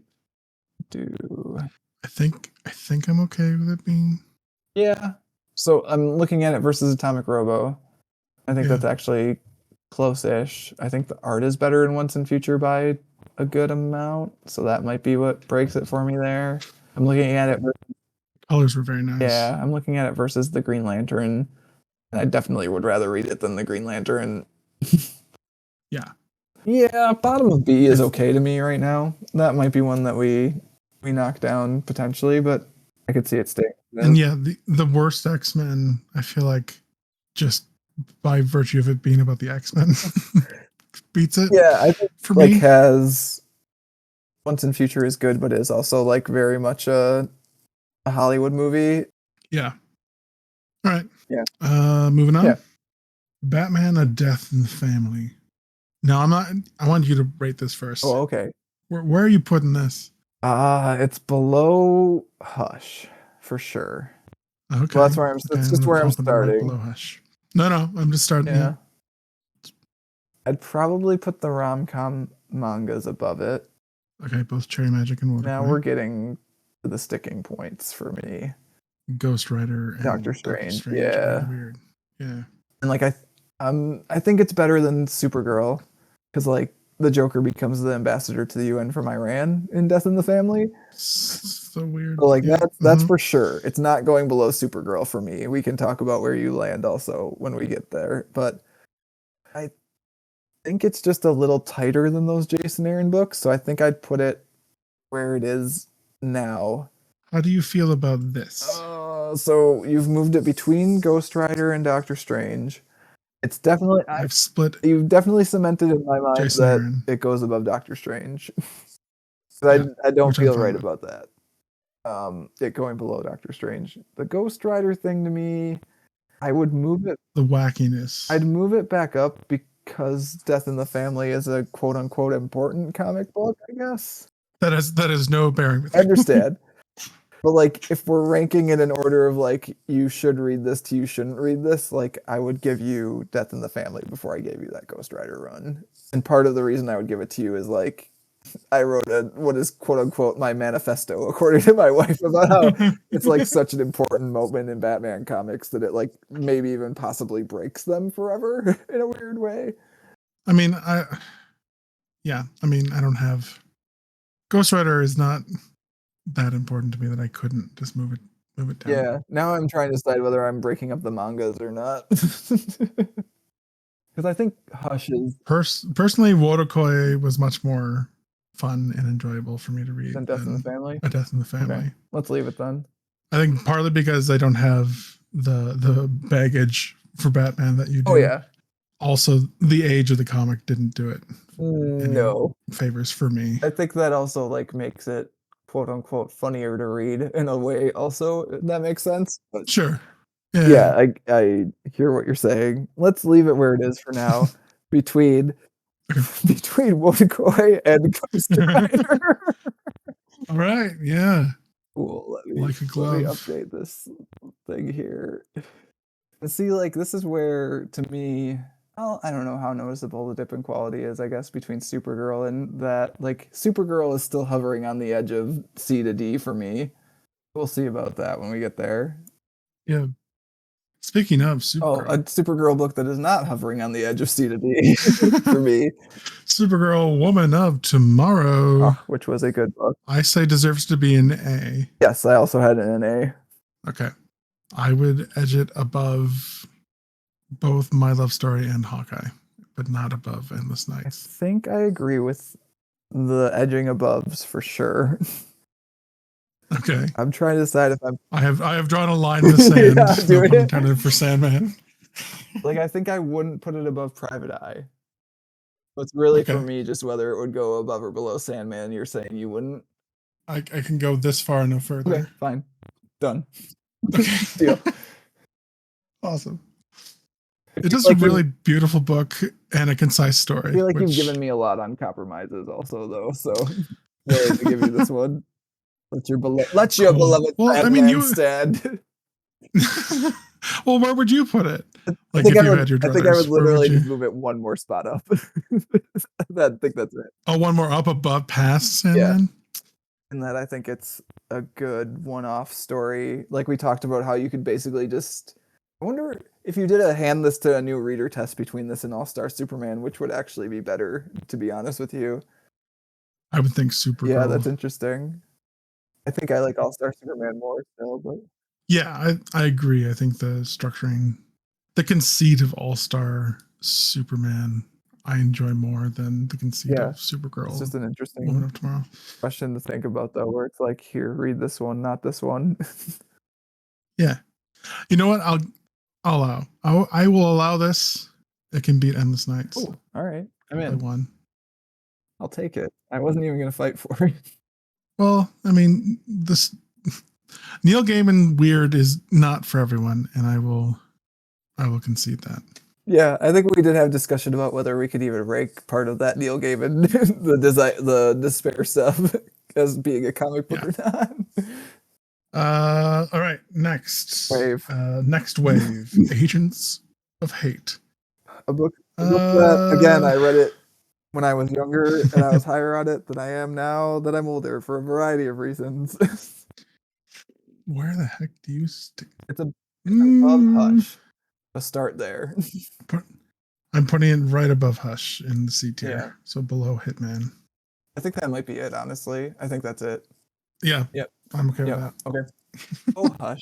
Moving on. This is what I said about Hush being just like the C comic to me. It's like, is it better or worse than Hush? And then from there, you could start doing the fine tuning. Oh, man. All right. Next, Monstrous, Volume 1. You rank it first. It world builds. So good. You rank it first, and then I will decide whether I agree with that. And we can have... I don't even know if we'll fight about it, honestly. Okay. I'm putting it technically second from the top of B tier behind Saga, and above Gesh. So how would you feel about moving it 2 spots down behind Seconds? Behind Seconds. I would agree that it's Seconds is, by nature of it being a complete story, is a complete story, and I appreciate that more than Monstrous being just first volume trying to set up a whole lot of stuff. So busy, Pat. It's so busy. I honestly think that but it's so beautiful. the simple world building of Gesh, which I know you're not as into, is so much more my speed than the like, here is all of it of Monstrous, in the same way that like we talked about how Cat bounces off of like very involved sci-fi versus like it's just moderately different sci-fi. That's kind of how I feel about these two fantasy series. So you've moved it. What if I gave you that? What if I give you Gesh over Monstrous, but still above Seconds? I don't love it, but maybe willing to compromise, honestly. I'm looking at it too. Let me feel I'm it. definitely not going to try to talk it below Usagi for you. It is not below Usagi. I think it is better than Squirrel Girl. So like below Seconds is the furthest I would go. Okay, Seconds. I really appreciate like the simplicity and compactness of Seconds versus the data pages of Monstrous. Fine. If we get to the end of the podcast and you want to revisit that one though, I think you could do that. I don't think you. It is such a gorgeous comic, really though. It's crazy. Yes. It's crazy. Yeah, and the amount of detail they throw into that I think I told you I've read I think at least the second volume of it since we read it. Did I read volume 3 yet? Yeah. Hang on, because the library just has them basically every time I'm in there. So I have no excuse. I own like the first 6. I really should read the rest of them. I don't believe I've read volume 3 yet, but I liked volume 2 to the point where I will pick up volume 3. And again, we talked about maybe doing the beginning and the end of this one. Yeah. So B tier, below Seconds, above Yojimbo, yeah. I'm okay with that. Okay. All right. Seconded. Next, The Death of Doctor Strange. I'm gonna let you rank it first, and then we'll see where we're going. So my starting point is it's better than the Jason Aaron one to me. No, it didn't start with better than worse than Hush. So this one I'm like, is it better or worse than the existing Doctor Strange book we have? I think it's better. It might not be better than Ghost Rider. I think that might actually, I hate putting them together because that kind of is stupid to me. But like Death in the Family is, if not better, at least more important. You know, I think I'm okay with this. Just edging out. Yeah, I think that's right. The first Doctor Isn't Strange. that stupid that that's where it ends up? But I think it is just slightly better than that first Jason Aaron Doctor.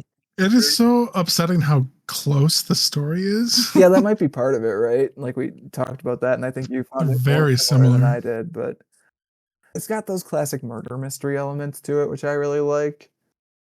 I'm just trying to decide whether it's there's a ghost basset hound in it, so I can give it. Yeah, I'm trying to decide whether it's above that Ghost Rider run or not right now, and I think it's fine where it is. So right between Jason Aaron Ghost Rider. It's funny, we split up the Jason Aaron stories, but we do it by grouping 2 Doctor Strange stories together. I still think the wild, wacky, seeing all the different Ghost Riders of that Ghost Rider is better. I think I agree. Yeah. All right. Next, Ping Pong, the series. It's an A for me. Okay, I'll just flop it over there. Right. How far are we willing to go? Right away, my soul says, but Saga. Oh, it's better than Saga. You can quote me on that. You can put it in as many like weird out of context sound bites as you want. It's better than Saga. It's tighter. It's got like as good as Fiona Staples' art is, which is very, very good. Like there's so much interesting stuff going on in Ping Pong, and like we talked about that also when we discussed it. But Matt, I have 2 words for you. Which one? What do you got? World building. Oh, world the building. Emotional stakes are so high in Ping Pong, whereas they're so stretched out. And so like this is the conversation we're having, I guess, is it better or worse than Saga? A, you've got to take into account that we may or may not be ranking only volume 6 and volume 10 as Saga. Who knows at this point? Not me. No, okay, I'll give it, no, it's fine. It's fine. Yes. All right, now we start. It can be better Now than we start Saga. inching it up. Now we start working our way up. Yeah. Personally, I liked My Love Story more than Ping Pong. Oh, I would put it between Private Eye and Supergirl, I think, honestly. And I think it only gets stopped by They Called Us Enemy being quote unquote important. So yeah, I would allow you to be above Hawkeye, other than the fact that Hawkeye is above My Love Story. Well, okay, we can reevaluate all of it. Maybe let's start picking the whole list apart now that we're mostly done. So you would put it here, is what you're Yeah, I saying, would between put it as Private Eye what? and Supergirl. Considering Die is one book, we do 1, 2, 3, 4, 5, 6. Number 6 on the rankings would be Ping Pong. Versus you would put it as number like 10? Do not agree. I could put it right below Endless Nights. Yeah, we'll revisit that one, but I'm okay with that. Okay. All right. Yeah, that one we're gonna have to think about. All right. Next, second to last, the penultimate, Dogman, For Whom the Ball Rolls. Very sweet, very fun. I say deserves B tier. Okay, that's where I landed also. I'm gonna put it at the bottom of B tier and feel it out from there. I think it's better than Once in Future. Better than Once in Future. I think it's better than X-Men. Better than Worst X-Men. Better than Pulp. Yep. Better than Superman the I would say Authority. better than Authority. Better than God Loves. Wait, better than hang on, Archie. stop it. God Loves Man Kills for a second. Okay. I want to see how I right. feel Well, about let me feel out mine. Yeah, okay? go. You do yours first. I think there is where it lands for me. Which is between 100 Nights and Heartstopper. Okay. It's funny because I'm like tight between it and God Loves Man Kills, but I think it is better than Archie versus Predator, so that ranking screwed up maybe. See? Yeah. I think I like 100 Nights of Hero better. Than Dogman? Yes. Okay. So you would drop it. Yeah, I think I'd put it right there. Because I think that. Do we want to visit Archie and X-Men? No, because it's fine. We don't have to deal with it. It's inconsequential to this ranking. Because Dogman is currently below 100 Nights of Hero and above Archie versus Predator. Oh, God. A little laughable exercise. Yeah, which, I mean, this totally makes sense to me because 100 Nights of Hero has a lot of, like, social issue stuff packed into it. Dogman kind of does too. And then Archie versus Predator is just fun. All right. Should we rate our last? Above God Loves Man Kills. Oh, we did. That's fine. Don't think about it. It's fine. It's fine. So last, certainly not least, Darth Vader Volume 1. Another Kieran Gillen, our favorite. One of our faves. I'm like when I wonder if we should do more stats. I might do stats when we put the show notes up. I also might not have time. We'll see. But like stats of like percentage of writer per book read or percentage of artist per book read. I like it better than Once in Future for sure. I would say better than Pulp. I would say better than Authority. And God Loves. God Loves Man Kills. How high do I want to go? Really interesting. I mean, keep moving it for now. See how high you want to go. Okay. Thinking back, Darth Vader. What happens? The one we literally just read. 000. Yeah. How do you feel about that? Okay about it. It might even be a little too high. So for reference, right now it's between Usagi Yojimbo Grasscutter and Unbeatable Squirrel Girl beats up the Marvel Universe. Yeah. One down. Give Squirrel Girl the edge. Yeah, I'm deciding whether I'd let you have Heartstopper. I do really like that Darth Vader book, though. It's fun. It's the best Vader I've seen. In the initial volume, there's those first 2 issues that are more like classic-y Star Wars Darth Vader. Then Afra shows up, and it's a Kieran Gillen book. It's honestly, it's Afra BT1 000. The comic book for me. And he talks to the Emperor, and that's better than Heartstopper. Yeah, right. I'm just thinking about like the pathos of Vader, Vader and the Emperor versus the pathos of Palpy. Charlie and Nick. Yes, are their names in Heartstopper? Yes. I prefer one to the other. Should it be above 100 Nights of Hero though? I don't know. I don't know about that. What an odd list. I say yes. I'm I feel okay with this. debating moving it between 100 Nights of Hero and Dog Man. Oh, you're dropping it too. Yeah. Just so weird because like Charlie and Nick. because Heartstopper's in thank that you. weird like the same with your Usagi Yojimbo considerations. I have to like not consider Heartstopper being there for the for that part of the list to make sense to me. So it's like it's probably in the right spot there, honestly, even though I would put it above Heartstopper. But like if we consider Heartstopper to be in the spot where I would put it, Darth Vader's in the right spot, I think. Yeah. Although it's tight. I Okay. do like 100 or I do like that Darth Vader series. If it was the whole series versus 100 Nights of Hero, we might.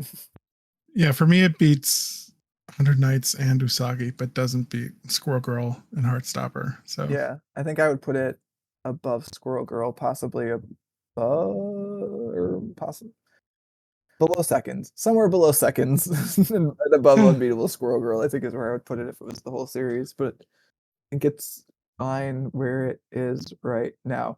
I will reconsider it as Okay. we reconsider the entire list. Well, that time is now. So let's just go over the list as is. Or do you want to just call out the qualms as they come by? Yeah, I guess like for reference, right now we're on Die is number one, the best book we've read.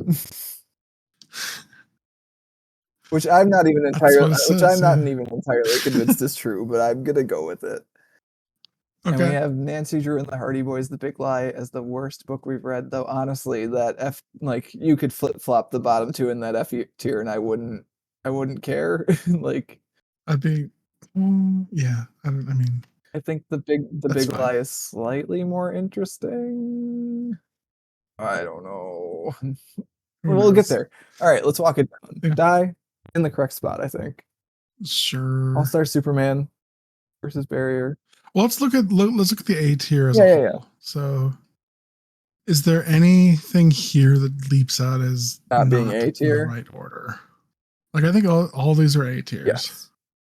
I'm looking at. I think my only Hawkeye's the one to me. my only major qualm is Hawkeye seems high in the second to last in the A tier. I might even drop it down to B. Mm, How you feeling?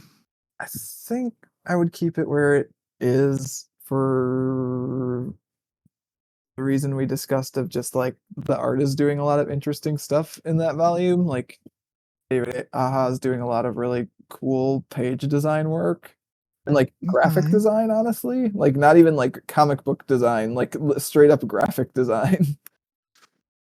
I think for me that puts it above my love story. And if it's above my love story, it's in the A tier. So there's that. I think Saga does suffer from us reading the volumes we read. Yeah. So there's that. It's Yeah. an unrepresentative ranking of Saga as a whole, but is a possibly kind ranking of the volumes of Saga we did read. I would drop volume 10 lower if we were to do such a thing. And see, I think I don't would we're actually going to do. flip flop that if I would push 6 lower, but I'd have to reread. Oh, to be really? sure. Interesting. But I think let's keep Saga Well, where we're it not doing is. that, so it's Yeah. fine. I think let's Yeah. read our weird tightrope of ranking Saga both as a whole and as the volumes we actually read.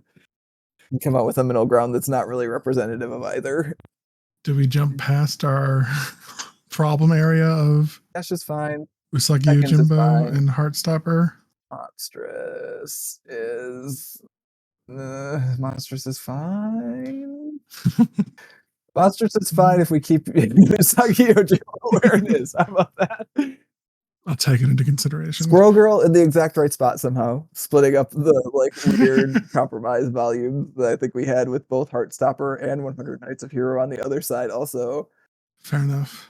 I actually have a weird thought about whether Darth Vader should be above 100 Nights of Hero or not, but I'm gonna let us be the like clever hoity-toity like highbrow people who rank that book above the Darth Vader book.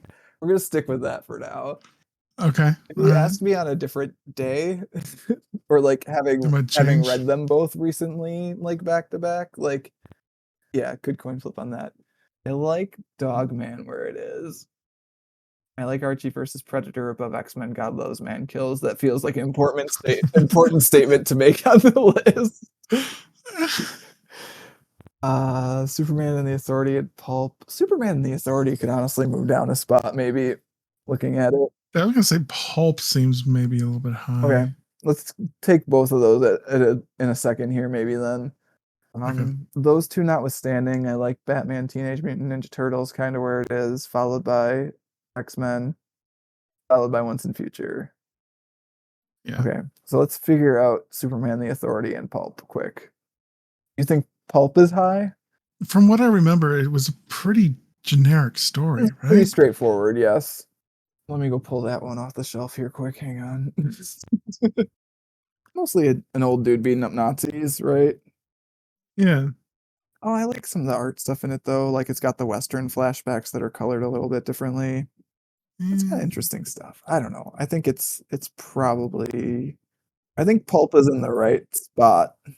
So I would drop it down here There. above Once and Future. I think it's definitely above Once and Future. Yes. Agreed. I think I would rather read it than X-Men, worst X-Man ever. Interesting. Batman TMNT. I'm a Batman sucker. But I think I'd still put it above that too. I think it was in the right spot. You want to split the difference between Batman and X-Men? You could talk me into that. That's fine. It's fine. It's fine. Right. You can just stay. But what do you Superman and the Authority. So the Authority, Yep. right? Yeah. Feels like it could be lower to me, honestly. Just dropped once. I mean, how are you feeling about it? You were less high on that book than I was. I mean, I would still say it's above Pulp, but like I said, I think I might drop both of them. Personally, I might have dropped both of them below worst X-Men, Okay. just because X-Men, and then we'd have the X-Men next to each other, which makes me That would be very you. tickled. Yeah. Let's leave them both where they are then, I think, as a weird compromise Yeah. ranking. Okay. Sounds good. Now we decide whether we're putting that Atomic Robo up to the bottom of the Bs. I think Once and Future is noticeably better, as we discussed, though, because of the art. Yes. I think that's fine to split that. Right I think it's comfortable to keep Atomic Robo top of C's feels okay.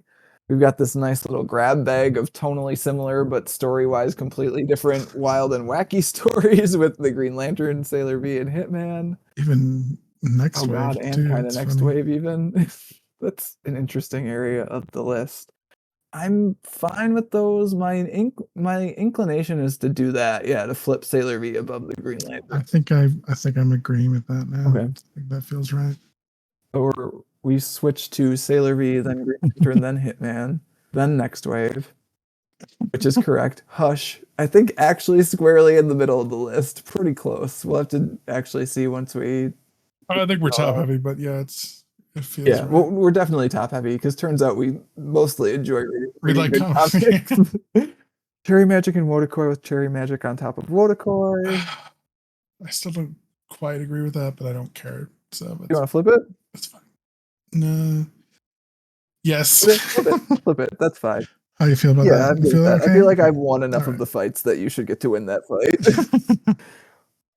Death in the Family after those is correct because after it is just like mostly forgettable but also good stuff with Ghost Rider and Doctor Strange. I don't know about Batman, Superman, Supergirl being the bottom of the C's. It could very easily flip to the top of the D's to me, which is not like it's such a negligible difference to like. Is there anything that you miss out by not reading? Isn't there an animated film of that comic book? Yeah, but that doesn't mean it's good. There's an animated film of lots of comic books. Well, I'm just like, there had to have been a reason why it was chosen to be animated, right? Like, is there something for a DC fan? I mean, it's got the trinity of DC, right? Wonder Woman shows up. Yeah, I mean, it's part of why. So this was a Mike Drew pick, and I think part of the reason Mike picked it is like it's a blockbuster DC book. Like it's got all your faves, and they're fighting the big scary evil guy who is very obviously evil in this book, as opposed to other books where he's a little bit more subtle. Okay, does Granny Goodness appear in that comic book? Yes. Okay, well that's got to stay. All right, top of the C's then. I'm okay with that. I'm fine with it being in the same tier as Hush because they're very similar books to me where it's like Yeah, Yeah. sure. Like, you could read them. So that brings us to the top of the D tier, which I think this is actually ordered correctly. I don't think I have any qualms with this. It's Fables Volume 1, Zodiac Star Force Volume 1, Original Sin, and Blackbird. With, Fables wins because of world building. yep, and being just like a little bit tighter of a story. Like it is a very, like, it's a moderately More successful compelling, murder yeah. mystery too. Like Yeah. Zodiac Star Force doesn't Zodiac quite is hang a better together. story than Original Sin. Yeah, both don't quite hang together, but Zodiac Star Force is at least trying some stuff, whereas Original Sin, like, just read a different Marvel event. Like, read something else. Yeah. Yeah. And Blackbird, like, And poor Blackbird, just it'd be nice if it was good, but unfortunately it's substance, not. any substance. It's so hurtful because even that comic book cover is so nice It's to so look at. good. It's just, the colors. And like both creators have gone on to do other stuff that I like also, so I don't know. Yeah. Yeah. Okay. So that And then brings us finally, to the F tier, where we have a so I flipped these around already. forgettable to bad Green Lantern Circle of Fire. Again, everything good it's doing, which there is some good stuff, like other stories do better. Better. Yeah. Rogue and Gambit, I think, is a worse example of that same thing, in that, like, at least Green Lantern Circle of Fire is like a new story pushing the characters in it forward for the most part. Rogue and Gambit is just like, hey, you liked these comics, right? Here's flashbacks to those, and also they're together again. Wow. I don't know. I liked it more than you guys liked it, and I'm still on an F for it. So It's basically what if Rogue and Gambit switched powers the book. yeah, again, it's not like, I don't know. It feels semi mean to rank stuff as Fs, but like there's a reason I would recommend you read stuff in the Ds potentially. I really have nothing for you to read Rogue and Gambit unless you're just like such a hardcore Rogue and Gambit fan. The only switch that I would say is, do we put the Hardy Boys above Rogue and Gambit? I think maybe. I think it might be, if again doing it like very obviously. Because I like they that tried to stuff. tell a story, Yeah. basically.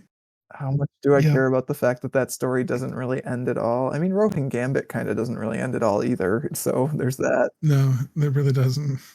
I think I'm fine with putting Rogue and Gambit. Yeah. If I was, so I'm thinking about the going out the door test, right? Like, which of them would I grab if it was those two books? Which, God, what a world. I think I would grab The Big Lie, because I like it being a noir mystery thing more than I like semi-replaceable superhero mash 'em up nostalgia thing. So I think I'd do that. If you're gonna, like, if you look at this Nancy Drew the Hardy Boys book and you're like, I read that, like, go read Friday by Ed Brubaker and noted A-tier artist Marcos Martin. Just go read that instead. It's the same thing, but way better. It's like a Nancy Drew, but like young adult noir adult thing that is actually knows what it's doing. So that's that. Nice. Well, I think we've done it, Matt. Yeah, that wasn't so hard actually. It only took 3 hours. Just over 3 hours. No worries. You'll edit it. It'll be fine. So how are you feeling about the list? We've done the impossible. I mean, honestly, I feel pretty good. Pretty good about the list. Yeah. Like, if I don't agree with where everything ended up, like, I at least understand why it ended up where it did. Don't start moving us out, YouTube. I gave you monstrous, damn it. You gave. Yes, quote So unquote magnanimous. gave. Yeah, this was interesting. I still have my same sort of feelings about ranking them against each other. Was really weird in a lot of cases. Yep. So I think what perfectly sums up that is the section of the Bees that is Kieran Gillen's Darth Vader with Salvador Larroca, Dave Pilkey's Dogman, and Alex DeCampi, and oh gosh, I'm forgetting which artist that was on Archie versus Predator. One of the classic Archie artists. Oh, Fernando Ruiz. I think it might not have actually been a classic Archie artist, just a person who can do the style very well. But like that section, like those three books back to back on the ranking, I think gives you a very good taste of the diverse sorts of books we've read as part of this, which is nice. Even though we've got like, what, 12% of the list at least is the same 3 writers, probably. Yeah, hadn't noticed that before. I have. I've been trying to get us away from that a little bit, but it just keeps happening. turns out that Brian K. Vaughan and that Kieran Gillen, good writers. We like what we like. Also, Yeah. Grant Morrison pops up here or there from time to time. Well, they're just too good at their job. Well, we did it. Cal will be proud. Yeah. Something to listen to. Yeah, he better enjoy Years. all 3 hours of this. Cal. All right, I think that will do it for this beast of an episode, though. As always, if you want to get in touch with Pat or myself, yell at us about our rankings, yell at us about which one of us was right about specific books. You can email us at waitingonthetrade@gmail.com. You can leave a rating or review on the podcast and your podcast app. Crazy. It's been a while since we asked for one of those. I think at the end of the 3-hour podcast is probably the best place to have. Yeah, I'm sure everyone's stuck You around. made it through this. You should Calls rank to or action. review us because you love us that much. You can also find more comics-related goodness at mattreadscomics.com. Matt, I have really enjoyed getting to do this podcast with you for the last, oh my God, is it 4 years at this point? I think it is February 2019. Yeah, Wow. coming up on 5 years, actually, kind of, right? Plus 4, I guess, so 4 years. We'll call it 4. Goodness Yeah, gracious. it's a lot. It's been fun. I really enjoyed it. It has been Enjoyed fun. Even when we're reading books that make us feel like we're dead cats in a despair box or doing therapy via role playing. Right. Comics, man. I am glad that you have joined me on this journey through the comical books, and I really appreciate it. Yeah, it's been great. I look forward to doing 5 more I was years. gonna say, are we gonna do another ranking episode? Are we locking it in? At the 100th episode, which is actually the 103rd episode if you count. The 100th episode was just actually like the 120th episode, probably. Yeah. Yep. Thank you also to the listeners for A, making it through this episode, if you made it through this episode, and B, listening Yeah. to probably most of the other episodes, I would assume. I think at the very least, the ranking list will give you some good context for what we talked about when we talked about the stories. So if any of those sounded interesting to you, either as books to read or just books to listen about, because I do that sometimes. I listen to people talking about books I have no intention of reading just to like understand how they work. Hopefully this gave you Give some a taste, context, yeah. yeah.